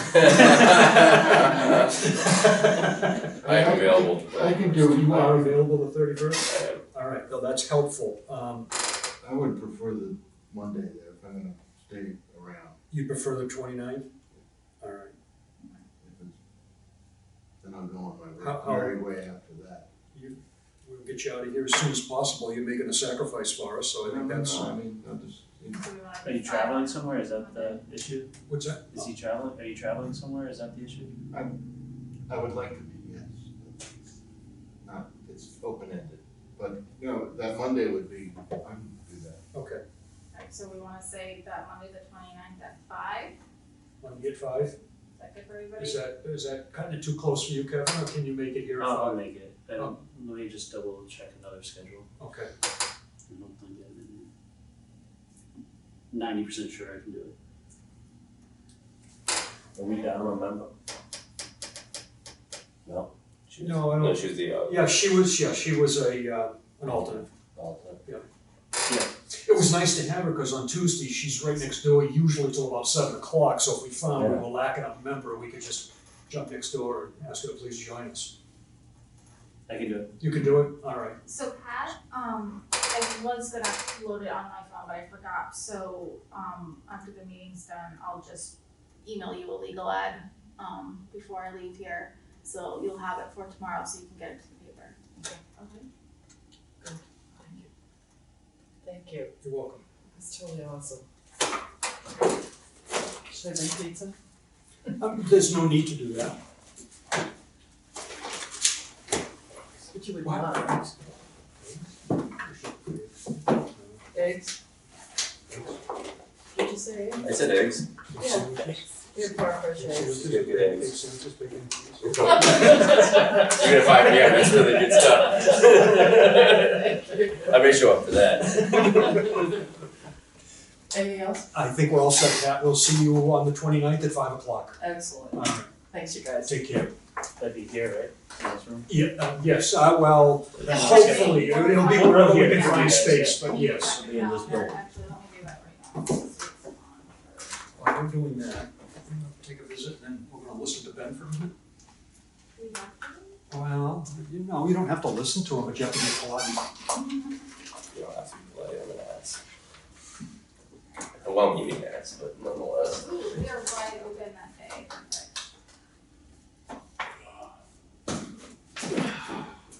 Forgot to grab my work hat out of the truck.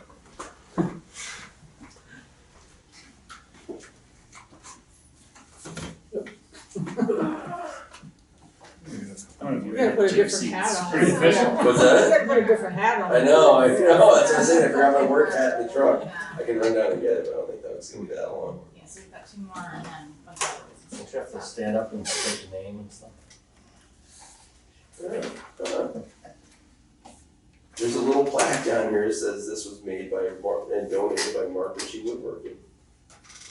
I did not know that. Pretty. No, I'm not really. No, but it's kind of an inconspicuous place.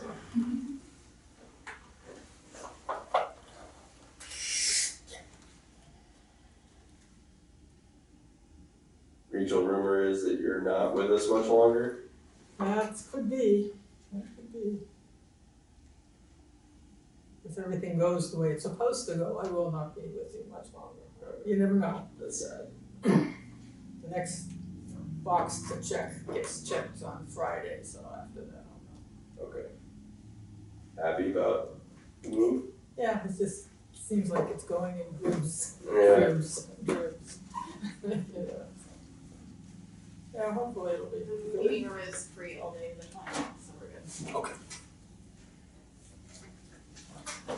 Have at it. Have at it. Okay, for you, those of you who do not know, my day job is a fisheries biologist with the Commonwealth of Massachusetts. So I work with Diogenes fish, which are sea-run fish that need to go between salt and fresh water, or fresh and salt water to complete their life cycle. I do a lot of work in town because we have the Parker River, which is host to a bunch of different Diogenes fish. The Fishway on Central Street, just down the road from here, are you guys familiar with that one? It's in the yard of the Pink Victorian, but falls there. That was last renovated with any real major intent in 1972, so it's slowly falling apart. About, Doug, what was it, 5, 6 years ago? Mm-hmm. We did a series of small and large repairs, the small repairs being dewatering the Fishway and doing some in-Fishway concrete repair, in place forms and mixing concrete and putting that in. And then we had a larger project which we got an NOI or an RDA for, I can't remember at this point. Likely an RDA. I think it was an I RDA. pushed it to an NOI. It didn't seem as though it was necessary, but. Yeah, I think it was an RDA. We got an RDA for, during the Mother's Day flood, there were 2 weirs underneath Central Street down there, and one of them had become undermined. And so we got an RDA to come in and reinforce those 2 weirs and then relay a thicker concrete floor underneath. And so since that time period, we've had some additional deterioration to the Fishway itself. It's seasonally shut off anyway, so right now I have it completely boarded up, so there's some leakage through the boards, but there's no real flow per se going through the Fishway. We'd like to take advantage of the low, we being Division of Marine Fisheries in the Commonwealth, we'd like to take advantage of the low flow period during the summer to go in there, pump the water out, and make any concrete repairs that we need to do to just the stone weirs that constrict all the pools and any floor materials. So this would be all constrained within the footprint of the Fishway. I had asked Doug to bring it, add it to the other business and potentially do this as administrative review, in which case he would just do it under his own authority without going to the board, but I also felt like the board should know about it. I really would have no issues with the repairs of these small cells. The Division of Marine Fisheries is actually doing the town a favor by repairing these facilities within the town. Who owns it? I've always been unclear about whether that tiny slice of property is town property or Byfield Water District. I think it's Byfield Water, but I'm unsure. I'm just curious. Yeah. You talking about where the monument is, where the bench is? Yes, that's Byfield Water, and the dam's Byfield Water, but I don't know, when you get over to the other side of the river, what have you got over there? I don't know where Byfield Water's ownership ends, to be honest. Yeah, I don't know where Scott Lebanon starts and Yeah. all that, so it's always been somewhat unclear. All the work we've done, we've just gone through the town in the past. So that has been done. But if you guys had any questions about the work or anything like that, or wanted to see it done as an RDA, then that would be the time to say something. It's the smallest of forming and parging, and I mean, it's not a lot. Yeah.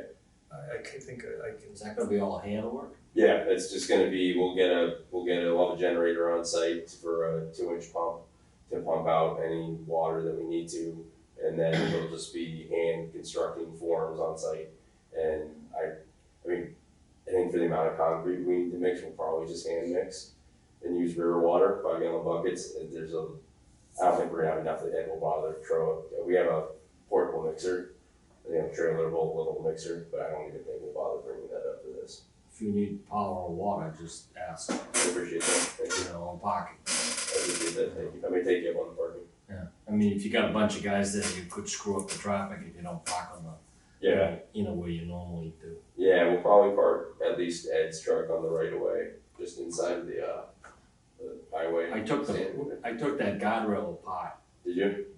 when they put the bench in, Yeah, yeah, so that does come off if you Yeah. need, but that's the wrong side of the river. yeah. We usually just, I don't think Scott will have any, I think it's technically right away anyways, but Scott's always been okay with us doing a little bit limited parking on his property when we need to. Does the division want something in writing? Do they want something from the commission saying that we understand the project, we understand it's minor repairs? I think in this town, no, Okay, as long as you're, as long as we're. whatever you would normally do Yeah. for administrative review, I think is fine. If we're not providing any regulatory paperwork, then we find it to be insignificant and I would have at it.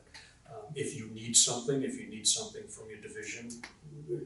Maybe just to cross the Ts and dot the Is, an email from you to myself and Brad. Okay. Just I'll respond to that one that you sent to the town. Yeah, just say, perfect, That makes sense. okay. Thank you, thank you everybody. And, are we done? No, we have certificates of compliance, we've got, Oh, yeah, we do. and then reimbursement stuff. I will read this one, but this one is off the board. We have a request for a certificate of compliance from Joseph Holtgreff. We need a letter from the engineer that he is in compliance or how he deviates from compliance. So we will not be hearing him tonight. On 7/15, I did a site visit at Janet Forest at 72 Old Point Road, DEP number 50-1005. It's a well-done project. It's not closed in under the cottage at all. It's funny, it's kind of one of the older ones. We used to approve 10 by 10 utility rooms in underneath these, and that was your one utility shaft that you got. So she's got one of those under there, but left the rest of the cottage completely open. So it would be my recommendation to the board that we grant the certificate of compliance. So moved. Second. All those in favor? Aye. Oops, that's Pat's.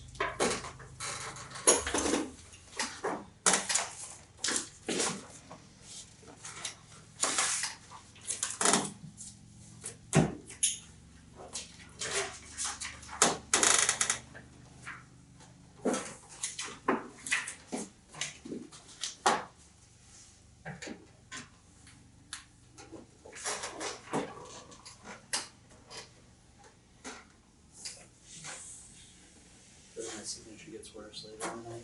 Oh, yeah. Mine doesn't get worse, it can't. Doug, do you have any thoughts on another alternate?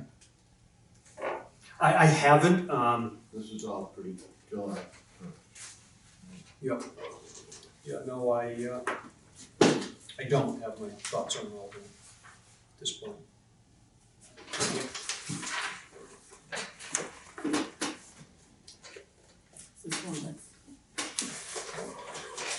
We have a request for a certificate of compliance from Eric and Paula Warner at 1154th Street, DEP number 50-613. I don't have that file because it was destroyed, but it's pretty much a moot point, and I think that we should find it in invalid order at this point.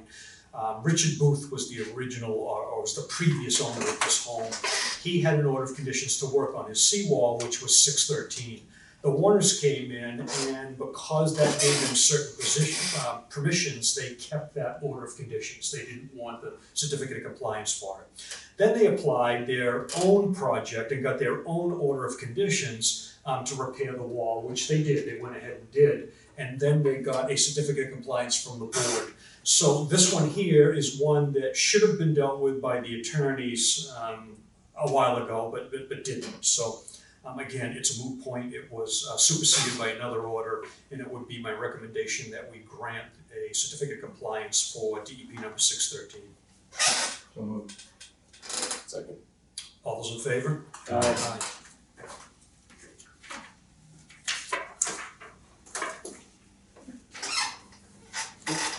Pay attention.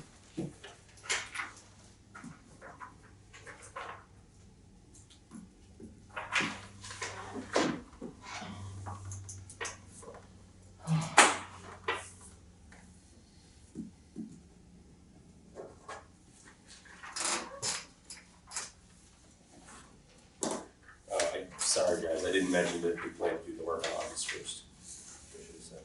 Okay. Just so Can you go back to that, try and say you really want me to,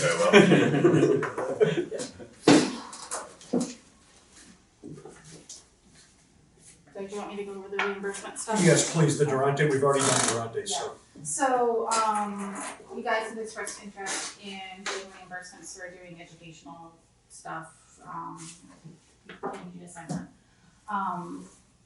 So we have a couple things we have to do that. First of all, we need to give somebody, preferably Doug, signatory power to sign things on behalf of the board so that we can get it through the finance department.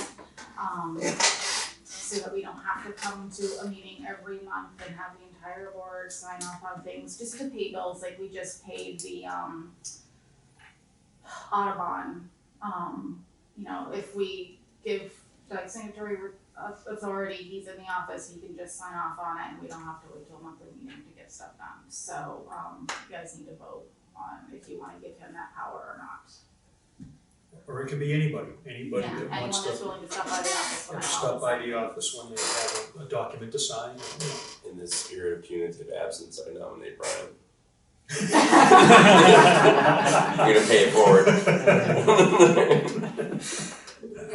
Does that only punish Brian, or does it punish the rest of us? You're gonna think about that now. Remember, we're on video. I know, I do. I just noticed that out of the past year, Brian's missed maybe 6 meetings, so I want That's someone, a good point. I want someone that's gonna be here.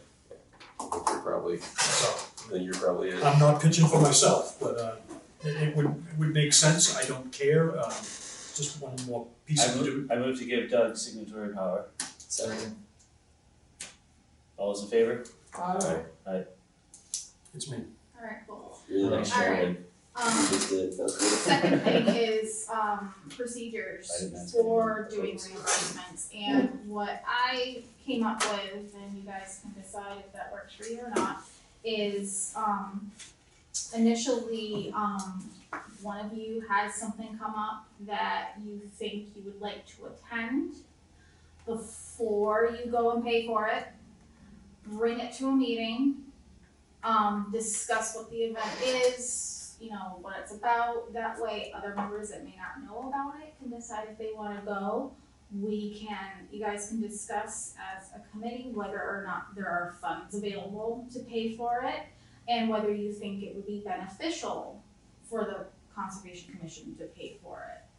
That way, the person that's making the request can then take that decision and decide if, you know, if it's no, they can decide if they wanna pay it out of pocket or just not do it, or they can go ahead and, submit, decide to go. And then after that, after we make the decision to approve, the person making the request, after they pay, would submit an invoice to me.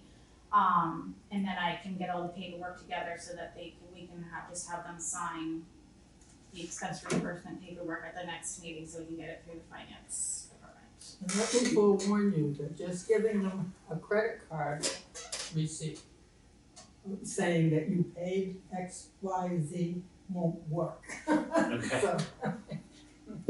So you need a bona fide receipt that Yeah, says you paid. grab a receipt. Could I maybe make one kind of change to that? If it's under X amount, it doesn't need to go to a meeting, we can maybe bounce it off the. Well, Oh, I just mean like if it's like a class you wanna go take and it happens to be $25, you know, send an email to everyone and Doug can maybe okay it. You know what I mean? Rather than, cause if it's a kind of last minute thing, don't have time to go to a meeting, get it approved, so if it's like under, you know, if it's over like $100, of course, bring it to the meeting and make sure there's funds and. How about if we do this, Jen, would you like to take what you've got written up, put in an email form, send it out to these folks, and let them take a look, you add add that down there, and then we can take a look at it the next meeting and say, yeah, we all agree on how we're gonna run this thing and go from there, all right? Everybody can have some input. We have a request for a reimbursement form. I can make one. Okay, but I was wondering if we couldn't do a request for future reimbursement. And that way, if we wanted to go someplace, we could fill out the form and kind of give somebody the information, I wanna go to this class on this date, it's $25. And then it would be in writing that, you know, we wanted to do that, and either you two could approve it like I that. think that's the idea, is that You know. you'll know before you sign up for the class whether you're gonna get reimbursed or not, then you can make an informed And there's a You decision. don't form. wanna put a hardship on someone who's like, oh, I'm gonna sign up for this class, I'll get paid for it, and then find out there's not enough money there for Right. it after paying for it, you know? Right, and it's just, and then that person would then be forced to maybe do a decent description of what that course is, rather than, I heard there was a course at the community college, you know, I'd like to go to it, and we're all like, what is it? Yeah, exactly, is it pottery or? Is it, Yeah. is it worth it? Yeah. You know, or maybe we all wanna go, or some of us. Exactly. What's the matter with pottery? Oh, nothing's the matter with it, it's just that we're gonna have trouble getting that one through the finance committee. What would you generally say that, what's the amount that, you know, would be, we could reasonably expense in a year? For this kind of thing? Well, it's whatever we have in the account. Well, it's what, well, I mean, you know, I'm a little embarrassed that, you know, Brian kind of pushed me into submitting these bills. I've never really considered it was gonna happen, so I'm a little embarrassed. I hope other people sort of try to take advantage of it. I was looking at the, if it makes you feel better, I was looking at the minutes for review, and I was like, I got it, it's not that much money, I should just go and do the online MACC handbook and membership and reimburse it, because it's so a good investment. I was inspired by your submission of your reimbursements It's not there. today, so.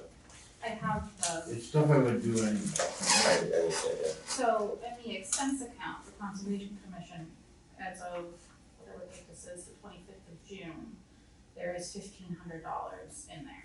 And that does not count what you actually, so this is end of fiscal year, is this end of fiscal year? it's gonna be pretty close if it's on the 25th. Yeah, so this is Yeah. end of fiscal year, 2019. And so that's how much is in the account, and your, and the reimbursement and Brian, since I don't sign this paper, will come out of that, and that's only like a few $100, it's under 300. So, So There's- what would you reasonably expect to pay for courses within a year, Dan? $100. I'm just trying to set an amount so that when we talk about the next budget round, and when we talk about it, if it's $200 per person by 7 of us, well, there's $1,500 I want just for education within that budget, and then we've got stuff for paper and pencils. I mean, you know, you've got other things. But I would, you know, have a line item just for education and put a certain amount per person in there. And then, you know, you can adjust it over the years, you find you're not spending it or you really need more, you know, we can always talk to the You town. know, if everybody wanted a MAC membership, it's like, and a handbook, it's like $75, $80. And then if you go to the conference, it's $100 and something. So there's a couple $100 right there. I mean, that's basically what my Yeah. receipts were for, a little over $200. So, That's you a know, MAC conference, a handbook, and a membership. so if we started out with a $1,500 line item for education, that would Sounds about right. be about right, and then we could adjust it from there.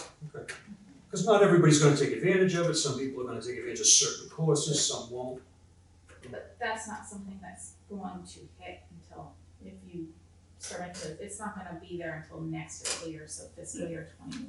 No, but I think that we had enough left over in the account this year that we Will can it carry kind over? of, yes, Okay, so- well, no, it's not gonna carry over.